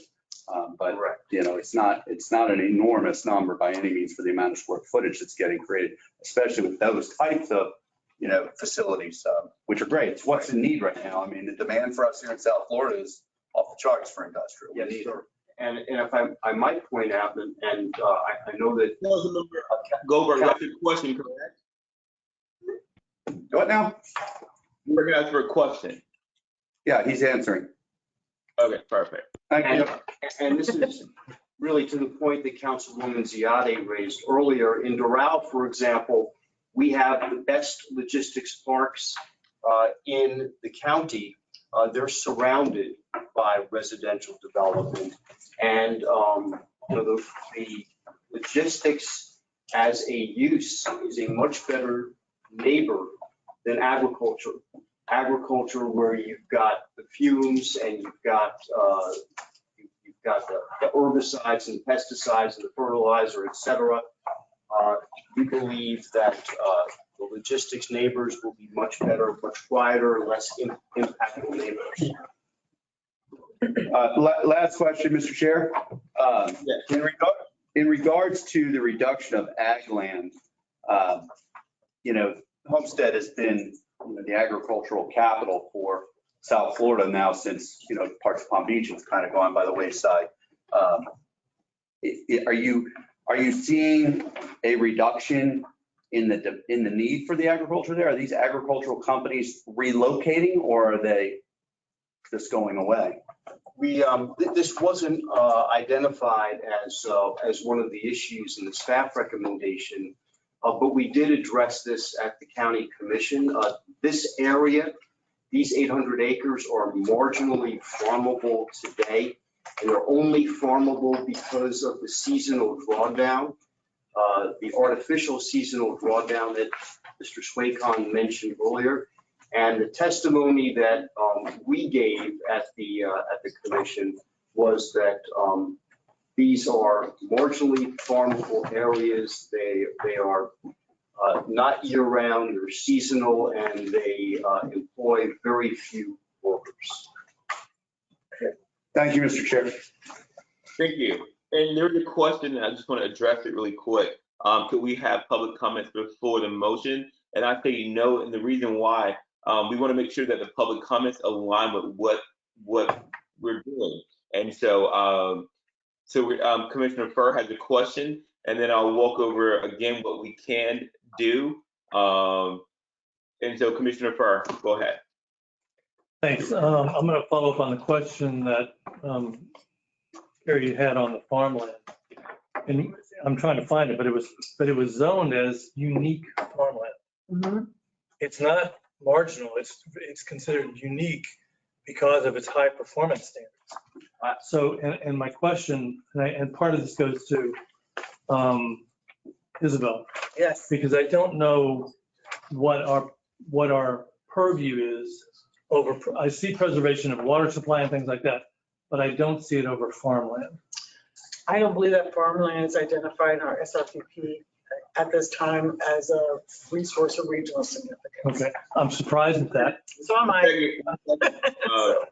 And I say that because, yes. 1 second, just want to, she said she doesn't think, so let me just verify with Ms. Miskis, our senior planner. Can you confirm? Repeat the question. I'm sorry, my it cut out for a moment. I didn't hear it. You can repeat your question for our senior planner. I was asking whether the farmland, because it is zoned and has a high priority as land, it is considered unique farmland. It is not the marginalized, it is unique farmland. And if through the South Florida Regional Planning Council, part of our job is to protect resources that are available regionally. Is this one of those that we should be protecting? Absolutely. I mean, but that's a regional policy plan question, and I didn't see in the regional policy plan a specific policy that would require council members to find something. Okay, thank you. Christina. Okay. Excuse me, Chair Bailey. Chair Bailey. Sure. Christina, when we spoke last week, my impression from you was that agriculture was not identified as a regional resource of significance that we're commenting on. Is that correct or not? I think that's correct. With you. But yeah, there is a policy in the SRPP that discourages new development in the coastal high hazard area. That's different issue. That's correct. Any additional questions, Councilmember Furr? But before you go, so there's a couple people who have reached out. They have motions. They would like to make motions. I don't want us to lose.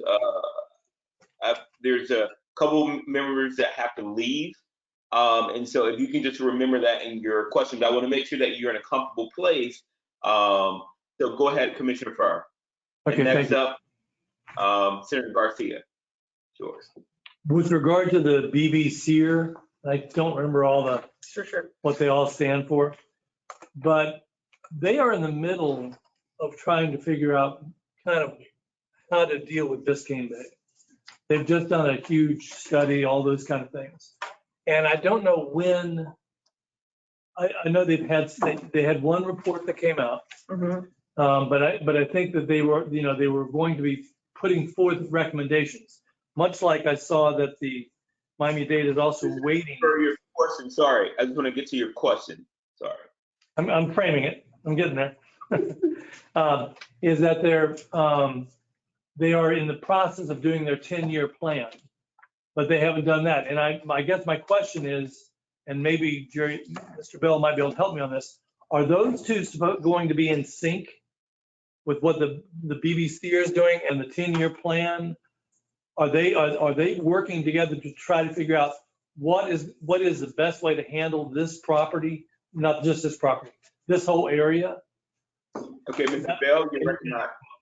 Mr. Bell, you're recognized to answer. In terms of the water supply plan, we have prepared the plan. We are now looking to get a sponsorship so we can move that to the commission. I don't think that's going to address the questions you're asking about regarding the BB-SEER. The question I guess the follow-up question on that has to do with water treatment and how those canals and all those things that are going into Biscayne Bay. I know that they've got to be trying to figure out how are they doing with septic, how are they doing with all the question. Commissioner Furr, your question. Is there going to be a recommendation from the BB-SEER to have water treatment plants or water treatment there on those places. Mr. Bill, you're recognized to answer. Correct. In terms of the VVCR, I can't answer in that context. I will say that kind of goes back to the stormwater drainage master plan that we were discussing. Okay. That was turned in, I guess, last week, but we have not reviewed yet. So that would be where we. Mr. Bell, sorry, Yes, sir. you think you cannot answer his direct question, so let me make sure. Let's go back. So Commissioner, I'm speaking this up because we're going to lose a few members. We're not going to have quorum, and then we will not be able to do anything. Commissioner Furr, is any additional questions? That's it. That's it for right now. Okay. Thank you. Yes, you did. Senator Garcia, you're recognized. Thank you, Mr. Chairman. You know, and earlier when I asked the question, what has been the historical actions of this board, I don't think I got the real answer on that. But if we're looking at this at the regional impacts, you know, I want to put my personal beliefs aside or my personal decision as a county commissioner aside for a minute and look at this from the regional impacts for this board. We know, number one, that we looked at the water retention program that they have that they're going to have, that's going to capture a lot of this water. The other thing that we look at the regional level, if we look at the regional level, we know the biggest problem that we've always had is the nutrients that have been coming from the agricultural land that have been feeding into the canals, that have been poisoning our canals, and then ending up in Biscayne Bay. We know that issue is going to be addressed. And then when we look at, you know, those are the ones that really have an impact on me. And when we look at the limiting of the pesticides that are going into Biscayne, I think it's really important. But I do want to say this though, you know, we have to be careful in how we start addressing this issue. We're going to start nitpicking on all these little issues and not looking at this as a regional perspective. I think then what each county does, and we might get into some different challenges. And that's why, Mr. Chairman, I asked a question earlier and it wasn't really answered as to what was a historical perspective on how these applications have been handled in the past. So that's why that was my question. And, you know, I'm ready to make a motion as forward to let, you know, let this move forward. I move to let this move forward without any recommendations. Because I think that some of the issues as the regional impacts have been addressed. Okay, so here we're now where we are. So there's 4 options: do nothing, consistent or inconsistent, transmit without a motion, without comment, sorry. Senator Garcia has moved that we transmit this without comment. Is there a second? Mr. Chair, if you will, you are providing comments. The comments you're providing are the staff analysis that actually measured the application. So if you, by motion, accept a transmittal to the appropriate agencies, including Miami-Dade County, your findings are based upon the staff's analysis. You're not making a finding of consistency or inconsistency, just a transmittal of the data and the analysis, which essentially provides for no formalized comment of consistency or inconsistency, but a finding of the staff's analysis, which you've been debating for the past couple of hours.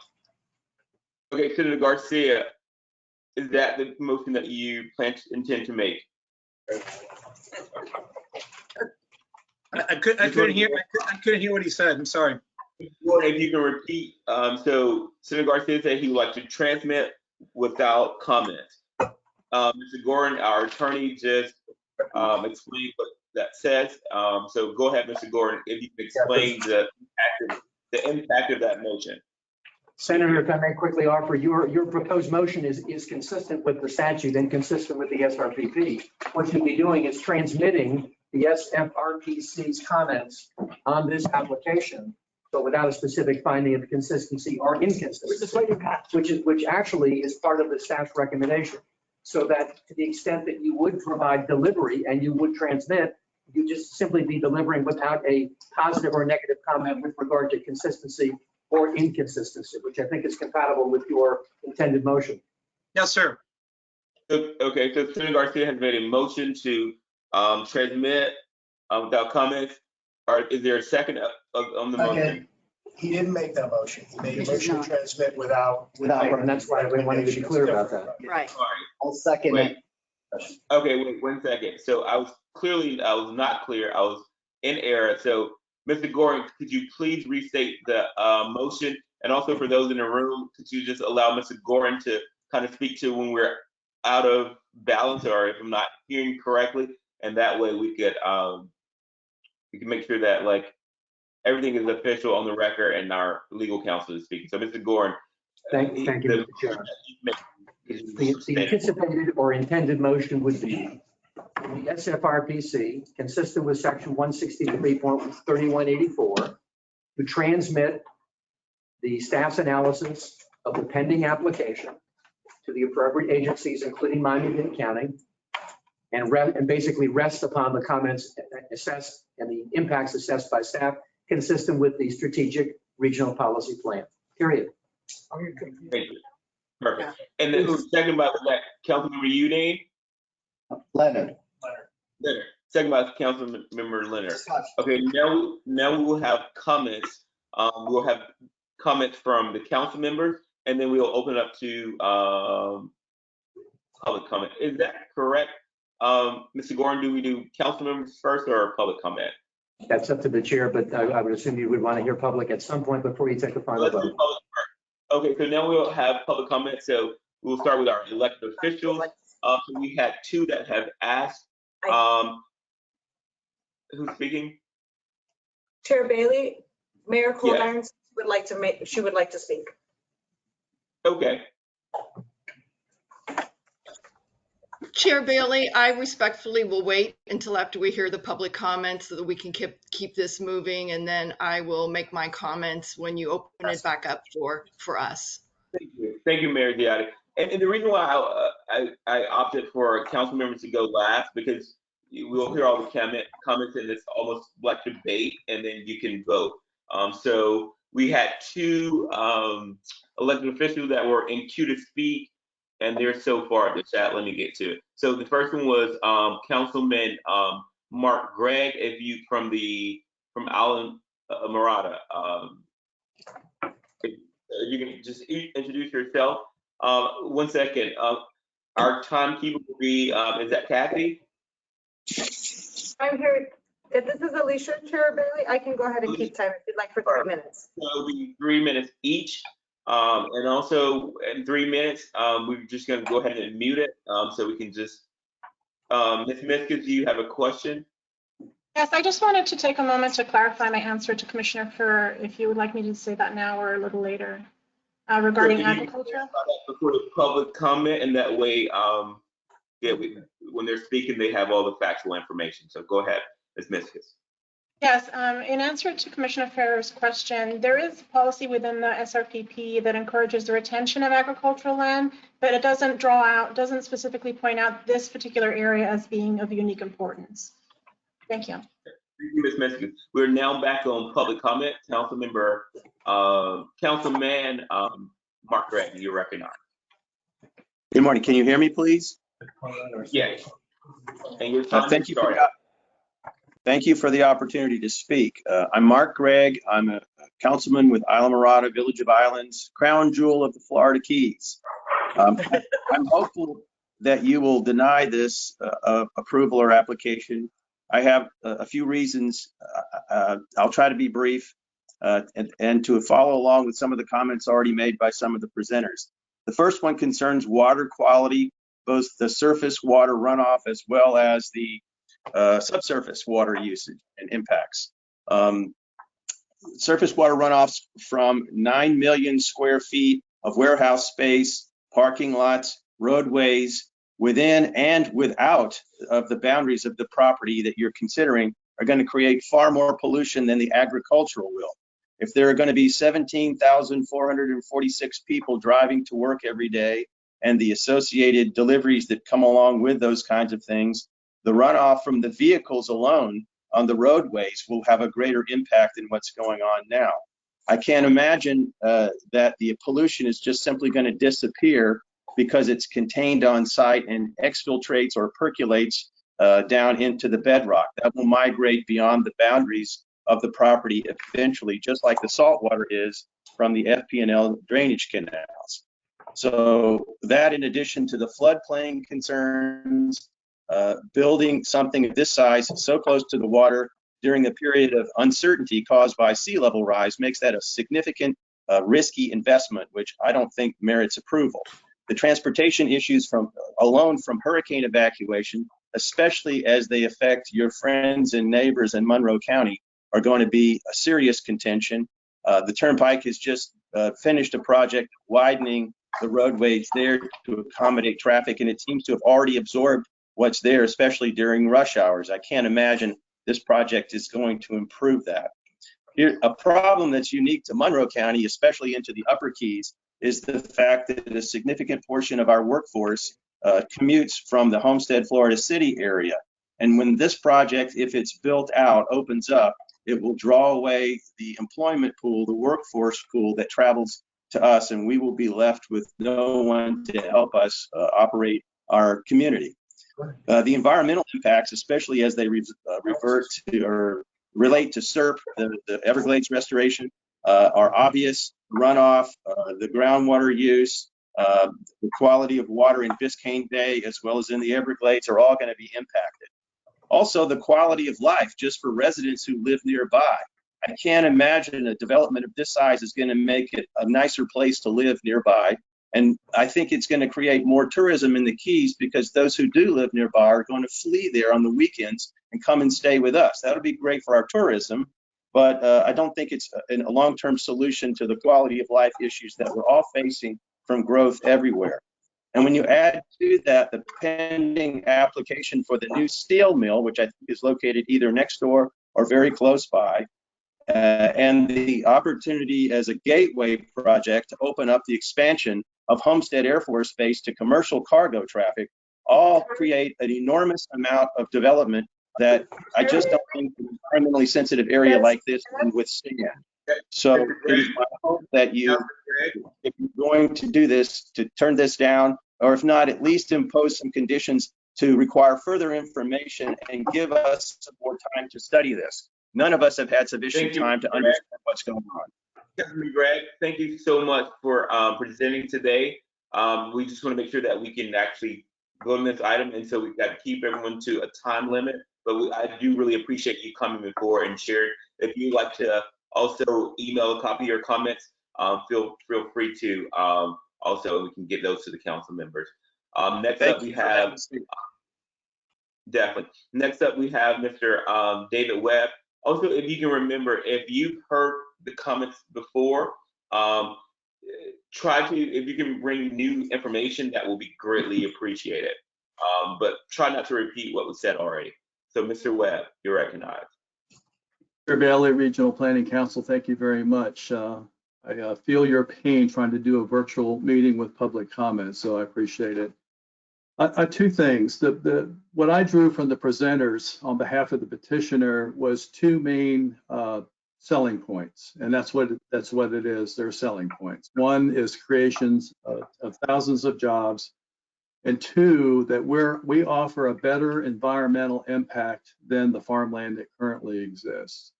I'd just like to address the fallacy of both of those presentations. Number one, it's more likely that the jobs that are created at this proposed industrial complex are going to aggregate people that are available to work that are already working some other job, whether they're commuting down to the Keys to work, whether they're working at the aggregate facilities along the Turnpike, or whether they're working in greater Miami-Dade. If they already, the presenters offered, they're going to offer very attractive benefits and salary. And I think what the reality is most of these projects across the country during my lifetime that promise jobs, they end up just leeching jobs from employers that already exist, forcing people out of business and closing down. So that must be considered. Secondly, the proposition that building an industrial complex is the answer to the restoration of the Everglades is laughable. There is no proposal either from the federal government, the state, or any of the NGOs that the solution to our continuing water pollution and water needs in South Florida is building industrial complexes.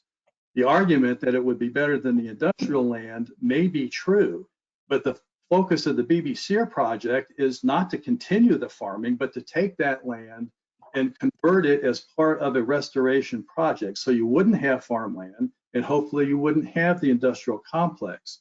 And the impact on Biscayne Bay, and by virtue of that, my home in the Keys would be immeasurable. So I strongly urge the council to not send this forward with approval. At a minimum, the petitioner can come back at a later date after the South Florida Water Management District has done some more research, and there's much more time for even some of your own council members to review the total impact of this and all the questions that remain unanswered. 30 seconds remaining, Mr. Webb. I urge you to not send this forward with approval. Thank you. Thank you for your comment. Also, our executive director, Isabel, has a quick comment she would like to make. Go ahead, Ms. Carballo. Yes, through the chair. I think there's a little bit of confusion. It's understandable. It's an interesting process. I want you to know that council staff report neither recommends, there is no approval process going on right now. All we're doing is providing comments. Now, all we're doing is providing comments. There is nothing in the staff recommendation that says consistent or inconsistent with SRPP. Now, the board, it's at the pleasure of the board to change staff recommendation. But our recommendation is very clear. It says transmit this agenda item as comments to Miami-Dade County and the Florida Department of Economic Opportunity. Additional information is needed to fully assess potential impacts to state and or regional resources. And we believe that's a reasonable statement given the many questions and input that have been received from important commenting agencies like the Water Management District. That's it. We're not approving or disapproving anything. We are providing comment to the Miami-Dade County Commission, which they requested at their meeting when they transmitted the amendment to the commenting agencies. We are trying to be helpful to the Miami-Dade County Commission and provide this input. So. Thank you, Mr. Carballo. Thank you, Chair Bailey. Sure. Next, we have Councilmember Henry Rosenthal. Councilman.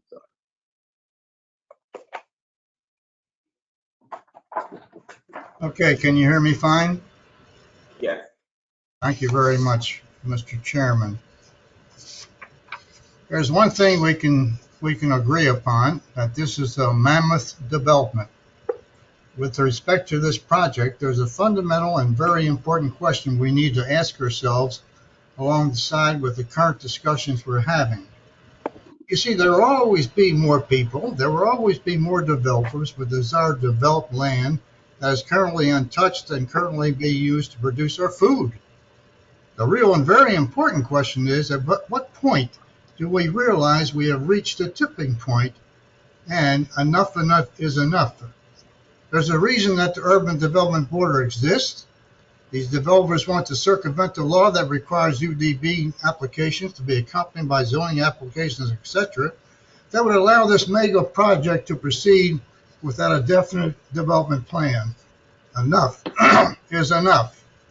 This mega complex replaced 800 acres of agricultural land with warehouses, commercial space, and hotels. The promise that this wouldn't adversely affect the Biscayne Bay Aquatic Preserve, National Park, and critical wildlife is frankly suspect at best and ridiculous at worst. These plans currently don't meet environmental standards and potentially compromise the drinking water for the Keys. Potentially compromise the drinking water for the Keys. At some point, enough is enough. The creation of new jobs with this development, again, is tentative in terms of numbers. Meanwhile, there's absolutely no advantage to businesses owners in the Keys. Already strapped for help, employers in the Keys would face an empty pool of qualified and entry-level workers who currently have a stable and guaranteed place of employment down here. I applaud the commissioner who wanted to extend this meeting. And by saying so is this statement. Most people believe they have enough information to know that they are right. Few people know when they don't have enough information to know that they're wrong. Having said that, I strongly oppose this mega project. And again, enough is enough. And this is Henry Rosenthal, a councilman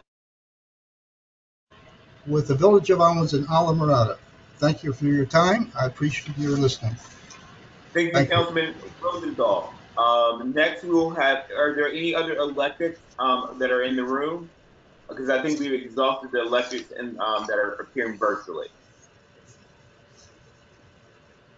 Then none, we'll move to Laura Reynolds.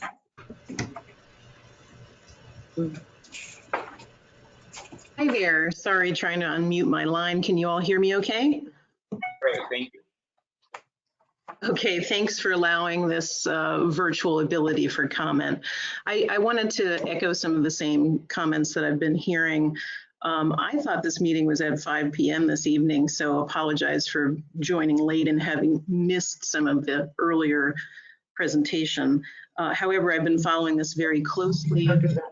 I am a member of the project delivery team for the Everglades project that's being planned in this particular area. And with that, we're studying the area very closely. And I can tell you that this particular location has been chosen as an alternative, not only to deliver water from west to east, but also because it's at the bottleneck of the 102 drainage basin. The basin of 102 is being farmed extensively, and all of that runoff, that water quality issue that's currently happening, the agricultural drawdown, et cetera, could be solved by the use of this property. And so it happens to be right in the footprint of a very good Biscayne Bay coastal wetlands project. And so I would implore you to not limit our options. I know that the town of Cutler Bay is going to be reviewing this coming up soon. One of the reasons they're concerned is because of that conflict. We're very concerned with the seagrass die-off in Biscayne Bay, especially now we're looking at the southern end of the system and improving that area.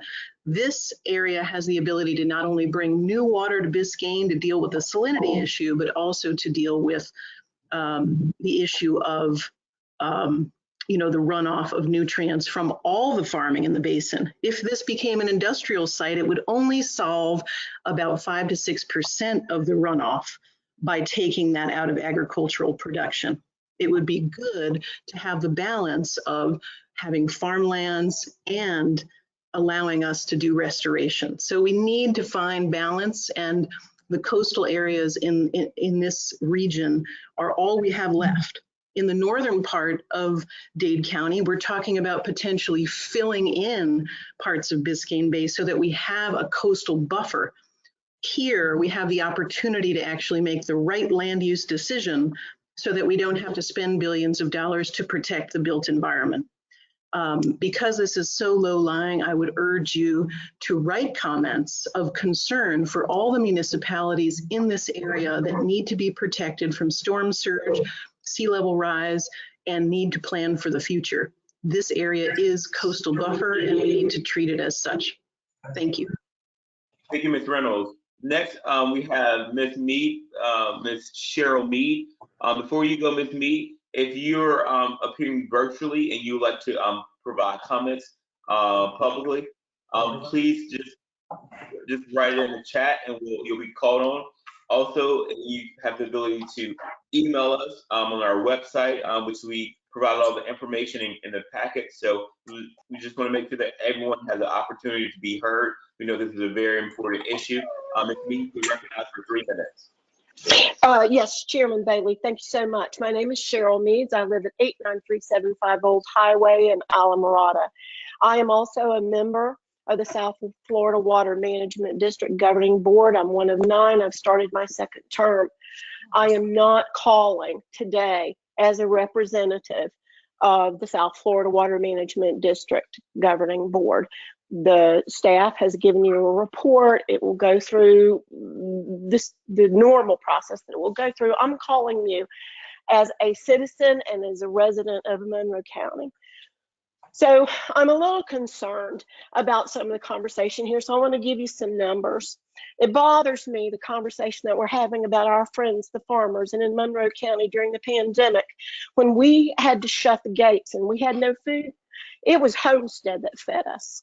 I want you to know that from the Department of Agriculture's website, Florida provides $426 million worth of tomatoes a year, $867 million of oranges, $237 million worth of bell peppers, $65 million worth of grapefruits, $162 million worth of watermelons, $141 million of sweet corn, and the list goes on. This is one of the most important agricultural areas in our country. And as my friends, the farmers, like to say, blacktop is the last crop. And now I'm sitting here listening. Developers tell us that they're going to clean up water. It's great. It's great. Anyway, I do want to leave you with this. On October 23rd, Governor DeSantis announced that Florida job growth rate is 3 times the national average. So to the people who want to develop this land, it's not jobs we need, ladies and gentlemen. We need workers. And Monroe County, the line between Monroe County and South Dade, that we are so dependent on our friends in Miami-Dade for survival in Monroe County. We are in an area of critical state concern. We have 74,000 residents, but in 2018, we had 5 million visitors. I know you guys love to come visit us, and we love to have you. And if you want to keep on coming, I'm telling you, we depend on you. And if you think driving an hour to work is a bad thing, don't move to Boston. Thank you, Chairman Bailey. I'm grateful for what you guys are doing. And thank you to all the elected officials from Monroe County that are participating today. Thank you, Ms. Meade, for your comments. We will now have Rick Miller, South Florida Defense Alliance of the South Florida Defense Alliance. Mr. Miller, you're recognized for 3 minutes. Thank you, Chairman Bailey. I'm Rick Miller, Executive Director of the South Florida Defense Alliance. SFDA works to unite, champion, and grow the defense and national security related community here in South Florida. We take a view of issues designed to support our local military installations and commands, balanced with the needs and requirements of our local communities. In that spirit, we express caution that this particular application, without further amendment to limit its precedent-setting nature of policy amendment, creates a situation for further future UDB and zoning change applications that are not fully aligned, may not follow standard review and analysis processes, and potentially creates compliance challenges with Florida statutes requiring prior transmittal to the installation commander of all relevant information relating to proposed changes to comprehensive plans, plan amendments, and proposed changes to land development regulations, which, if approved, would affect the intensity, density, or use of the land adjacent or in close proximity to a military installation.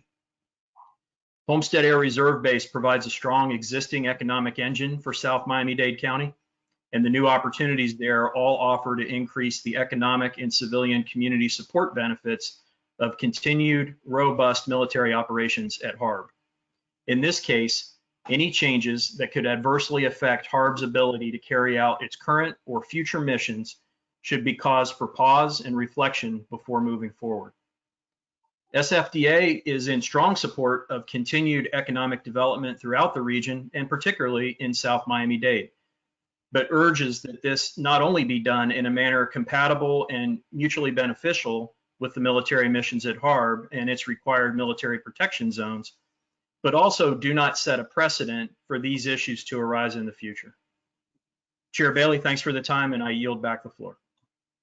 Thank you so much, Mr. Miller. That looks like that concludes our public comments.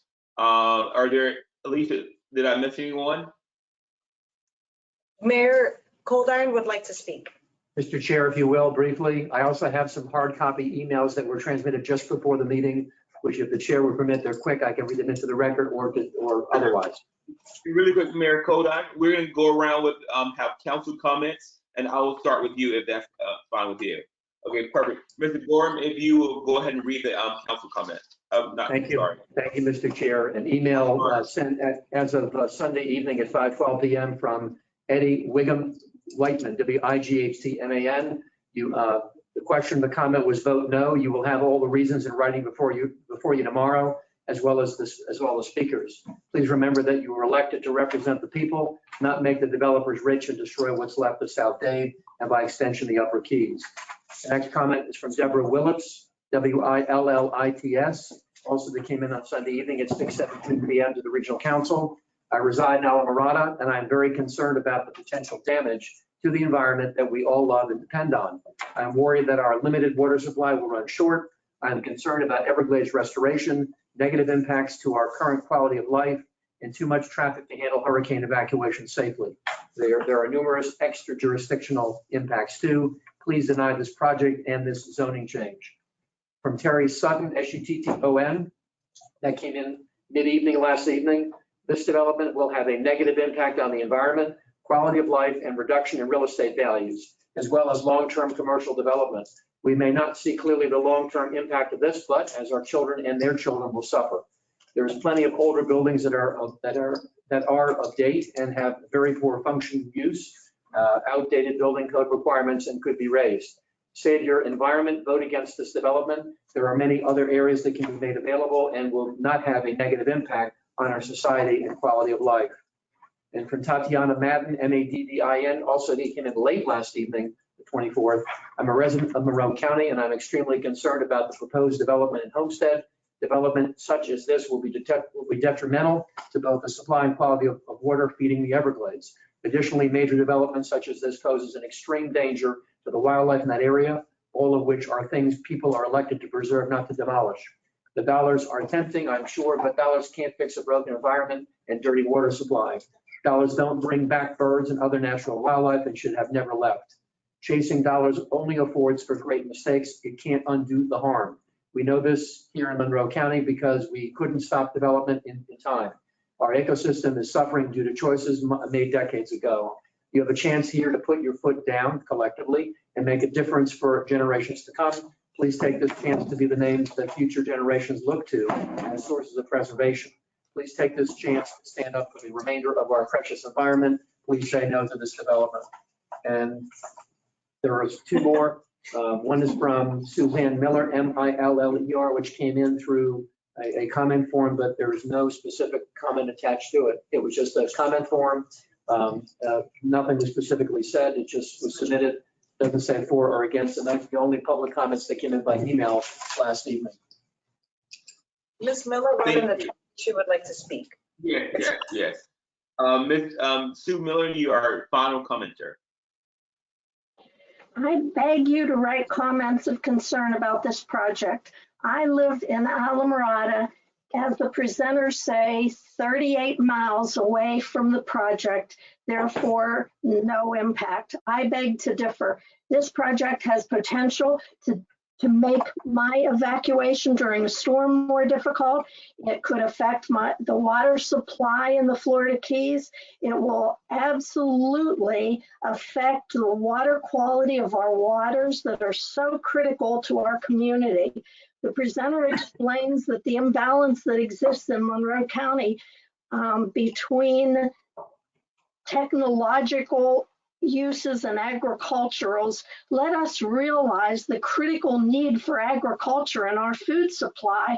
Let's remember that our quality and fragile environment happens to be more prevalent in the South than further north in Miami-Dade, and it survives far better with less density and use.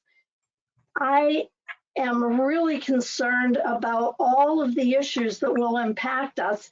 I heard the environmentalists say that they've been building in wetlands for 35 years. Perhaps that's why we're having all these environmental problems.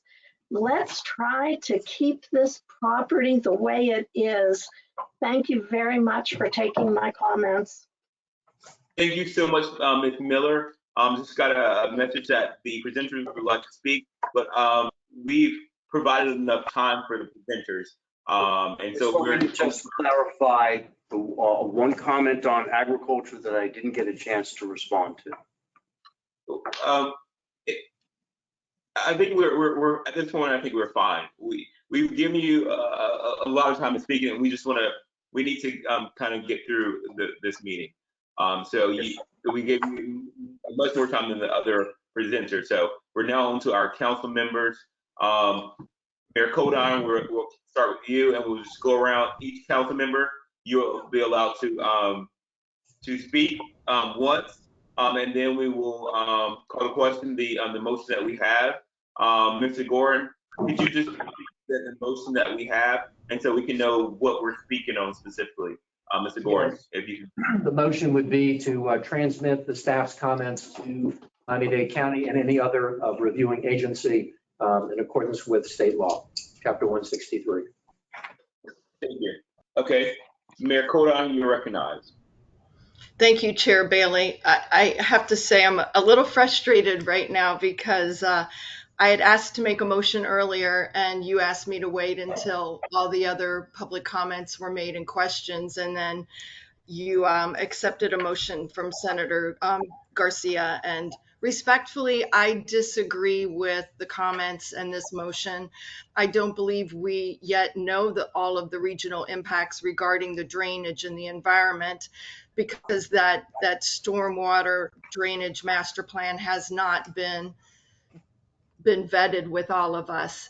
I do know that this project will have negative impacts on the regional resources, and I was going to make a motion asking us to oppose this as I do not see it as consistent with our strategic regional policy plan. I don't feel that it is in the best interest of the BBSR with our drainage, with Biscayne Bay, with the Everglades restoration, with our hurricane evacuation models, and I can go on and on. I'm just saying right now for the record, I oppose this. I yield the floor. Mayor Codine, let me just apologize to you. I didn't realize Senator Garcia was going to be offering a motion because we were still in a question. So please don't think I would anyway attempt to ignore your motion or your time. And so, but here's where we are. Understood and accepted. Sure. And also there's a motion which we don't know if it will pass or not. And so there might be another bite at the apple. And so I apologize again. Next, I'm just going to call all the members we have. Councilmember Udine. Thank you, Mr. Chair. After listening to the public comments, I just wanted to reiterate something that our legal counsel said, which I think can bring this in for a quicker landing. I don't think anybody's going to vote to do nothing. We're going to do something today, because if we do nothing, then we just walk out of here and none of the comments, nothing gets looked at. I'm personally not going to vote that this is consistent with anything. I don't think anybody would vote that it's consistent with anything, because we have no information that any of this is consistent with anything. At best, we have incomplete information. So we're left with really only two choices as a board. Either way, we're submitting everything. We're transmitting with all the comments are going either way. The only question we really need, and the only motion that we, in my opinion, really need is when we transfer all of this with the comments, which are going to go one way or another, are we saying that are we saying nothing, or are we saying that this is inconsistent? And really, I mean, when a motion's made, I'm just going to ask if we could just ask that one question. Are we transmitting this with a motion that's inconsistent, or are we transmitting with nothing at all? And that's really the issue that can bring this in for a pretty quick landing. People from the public that spoke on this, I respect and understand. Wait, who's speaking? Michael Udine. Commissioner Udine. Sorry, it looked like someone else started speaking. Your voice changed. I was like, wait. Oh. I had to cough a little bit, but I'm kind of holding it together. Like a fake cough. So anyway, the people that spoke from the public, I respect everything that they were saying. I understand everything that they were saying. I represent Northwest Broward. If we were talking about the Everglades out there, we would get the same type of comment. But unfortunately, what they're saying to us really has we're not voting to accept or deny anything here. It's just how we're transmitting these comments down to the county. So I imagine Commissioner Caldiron or Councilmember Caldiron is going to make the motion that opposite of what Senator Garcia is making, that she wants to transmit it with a motion of inconsistency. So really, that's where we're at. We can bring this to a landing as far as I'm concerned. Mayor Ziotti, you had a comment earlier during the question period, and so I definitely wanted to get back to you because we want to make sure that we hear your voice or whatever comments that you have. Thank you very much. I agree wholeheartedly with Vice Mayor Udine that we don't have enough information. And I would rather it go forward with the fact that we don't have enough information and state that on the record than to shut it down and not have a voice in any way, shape, or form, just go forward that way. So my opinion is that we move it forward stating that it is inconsistent. We don't have enough information, and that's how it should be stated. Thank you. Commissioner Furr, thank you. Thank you, Mayor Ziotti. Commissioner Furr, you're recognized for a comment. Thank you. I also do not think we have anywhere near enough information. I think the county and Durham has a lot of work on their plate. I will tell you what concerns me the most is the preservation of the farmland. The more I hear of that, I watched 60 Minutes last night. They're losing land in California and everywhere else. It is so important to maintain this supply here. And I think that, I know that's not one of our main things, but it is policy. And I can't help but think this is one of the most valuable resources we have for our own food source. I don't know how you get much more important resource than that. I think I actually appreciate what the developer was talking about and trying to make it. They might be able to make this a little bit better in terms of less water supply drawdown.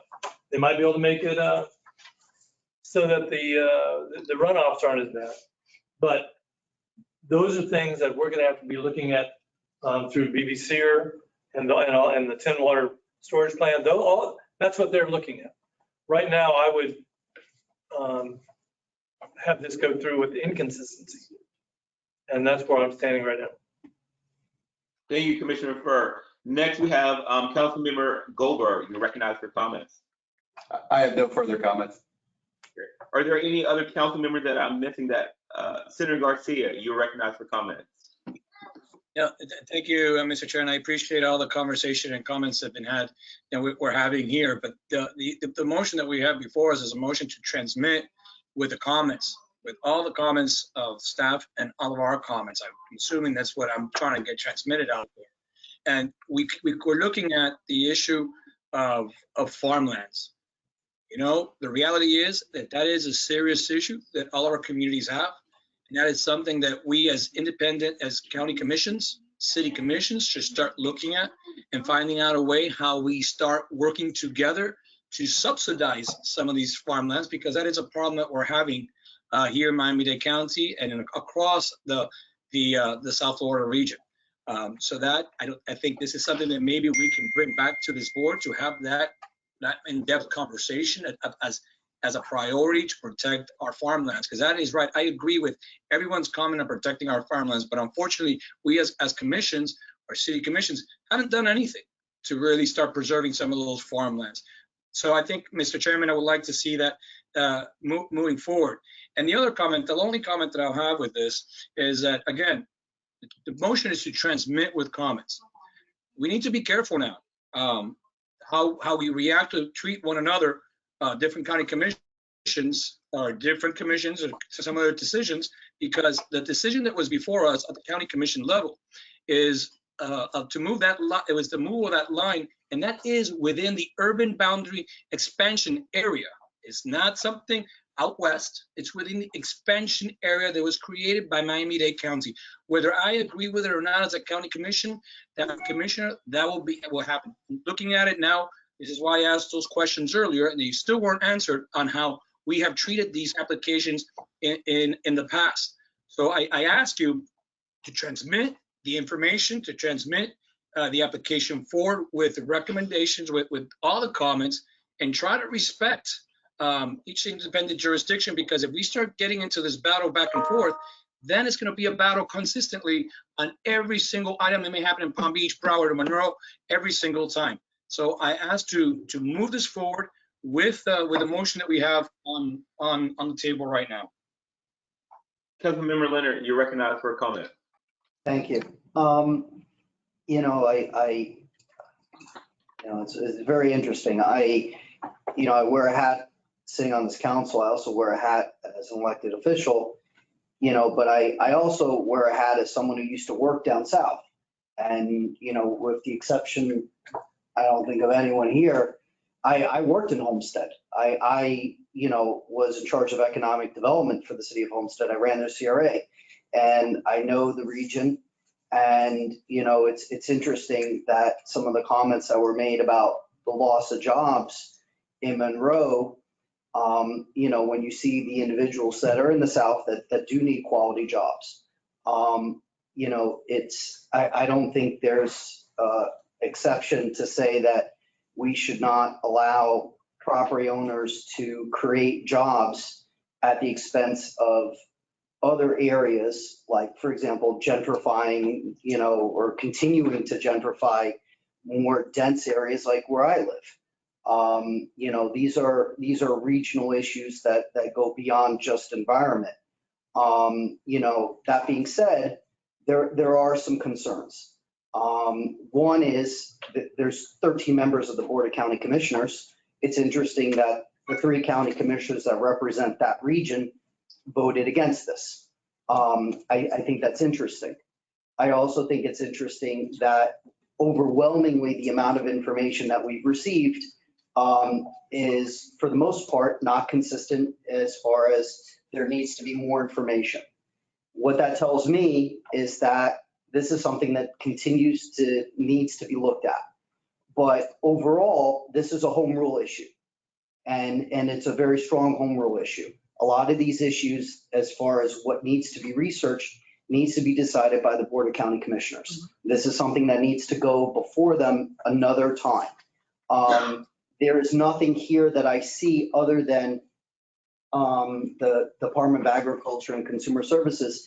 They were pretty strong in their comments, but again, it didn't seem like their comments were in line with what our job is. One of the concerns that I think is really the elephant in the room that no one's really, mentioned except for Mr. Gorin, is that we're severely limited as to the purview of how we can vote. If this was before my time on this council, the Regional Planning Council had the opinion and the authority to look at more than what we can. So unfortunately, we're by statute, limited as to what we can look at. And there doesn't seem to be that smoking gun that's in a report because it hasn't been created yet. Durham and all these other organizations need to do more work.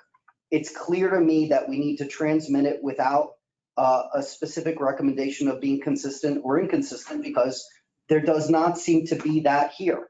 And staff has not presented us with the information certainly it's not consistent, but it's also not inconsistent. That may not be my personal opinion of what I want as someone who wants to promote sustainability and the environment and all that stuff, but that's not the role that we play here today. And so I seconded it with comment, but to be honest, unfortunately, we are limited. And because of that limitation by state statute, I am in support of transmitting without recommendations. Thank you, Councilmember Leonard. So we will now, Mr. Gorin, will you please take the motion that has been moved, probably second. We've exhausted public comment. We've allowed the council to speak. And so the motion that we have in front of us is Mr. Gorin. Mr. Chair and council members, you have before you a lawful motion filed by Senator Commissioner Garcia with regard to the approach to the request of the applicant, which can be legally voted upon consistent with Chapter 163, as I cited to you before, and the regional policy plan on which you rely. And to that extent, the motion is lawfully before the board, and should you choose to adopt it, as suggested, it's certainly legally able to be proceeded with at this point. Thank you, Mr. Gorin. Ms. Lurch, will you please call roll? Holdier. No. Burr. No. Garcia. Aye. Goldberg. Yes. Leonard, Yes. Udine, No. Ziotti, No. Bailey. Yes. You missed me. Oh, Kaufman, Oh. sorry. No. No, thank you. Sorry. Okay. Chair, the main motion is fails based on the count we have. It failed. So is there another motion on the table? Mayor Coda. Thank you, Chair Bailey. I make a motion to transmit with a finding of inconsistencies. Is there a second? I second. Mayor Ziotti. Mayor, the motion has been moved and properly seconded by Mayor Ziotti. Any council comments? None in the chat? Any council member comments? Okay, all right, Ms. Lurch, will you please call roll? Cold Iron, Yes. Fur, Yes. Garcia, No. Goldberg, No. Kaufman, Yes. Leonard, No. Udine, No. Ziotti, Yes. Bailey. No. Bailey, No.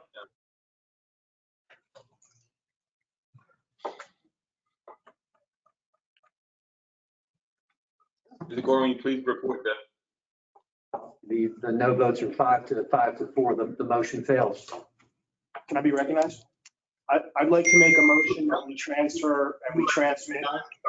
wait, hold on. Wait, who's that speaking? Sorry. Commissioner Just want to make Udine. sure that. I'd like to, Commissioner Vice Udine, Chair. Thank you. I'd like to make a motion that we transmit with all appropriate staff comments with a provision in the transmittal that we have not been given enough time to make a recommendation of consistency or inconsistency. But we do want to get this all in with all of our comments and all of the agency comments that have been put in there. I'll second that. Okay, the item has been approved by Vice Chair Udine, and it sounds like Goldberg seconded the item. Leonard. Another one. All right. Are there any council comments? Seeing none. Chairman? Yeah. Sure, go ahead, Garcia. Chairman, thank you to the council member for that motion. I think that's a fair motion to move forward. And it gathers everything and is consistent with what we can and what we can't do. So I'm perfectly fine with that motion and I'll be supporting that motion. Thank you. All right, well, Ms. Lurch, please call roll. If you will, Mr. Chair, that motion as crafted by Commissioner Udine is consistent with your previously existing history with regard to issues of this type, and before you is a legally valid motion to consider. Thank you, Mr. Gordon. Good guess. Cold Iron, Yes. Fur, Yes. Goldberg, Yes. Kaufman, Yes. Leonard, Yes. Udine, Yes. Ziotti, Yes. Bailey. Yeah. Matter passes, Mr. Chair and council members. Okay, before we move to our next item, I just want to thank all the council members for your participation and presenters. It was a respectful conversation. Hey, you guys in the room, please. Your voice is hearing. So thank you. You'll have some items. Thank you all for your respectful dialogue and conversation. We'll now have our financial report.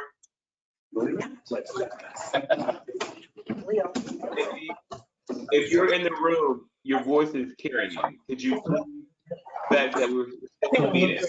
Sorry about that, Chair Bailey. Some of the presenters were excusing themselves, so just one moment. Sorry about that. Chair, can I be recognized? Who's that? Fur, Commissioner Fur. Oh, sure. Go ahead, Commissioner Furr. Make a motion to adjourn. Second. Wait, motion to adjourn? There's been a motion to adjourn. Quick question, Mr. Gordon, do we have to do the financial report now? Or there's no? No. Motions to adjourn take precedence over all motions. Okay. No, I know 100%. There's a point of clarification there. Okay, so there's a move that we adjourned by Commissioner Udine. Is there a second? We'll fix it. Yeah. Her and Yeah. her. The other one, Okay. everybody else is gone. Yeah. All in favor? They cleared the room. Aye. Without objection, show we are adjourned. Mario, good job. Yeah, good job, Mario. Thank you. Enjoy golf. Take care. I know, it's good. Look at my. I know. Big. Always good to see you. Wasn't that exciting? Turn off the recording, please. I have to end it, so. I'm- Get ready, you're gonna have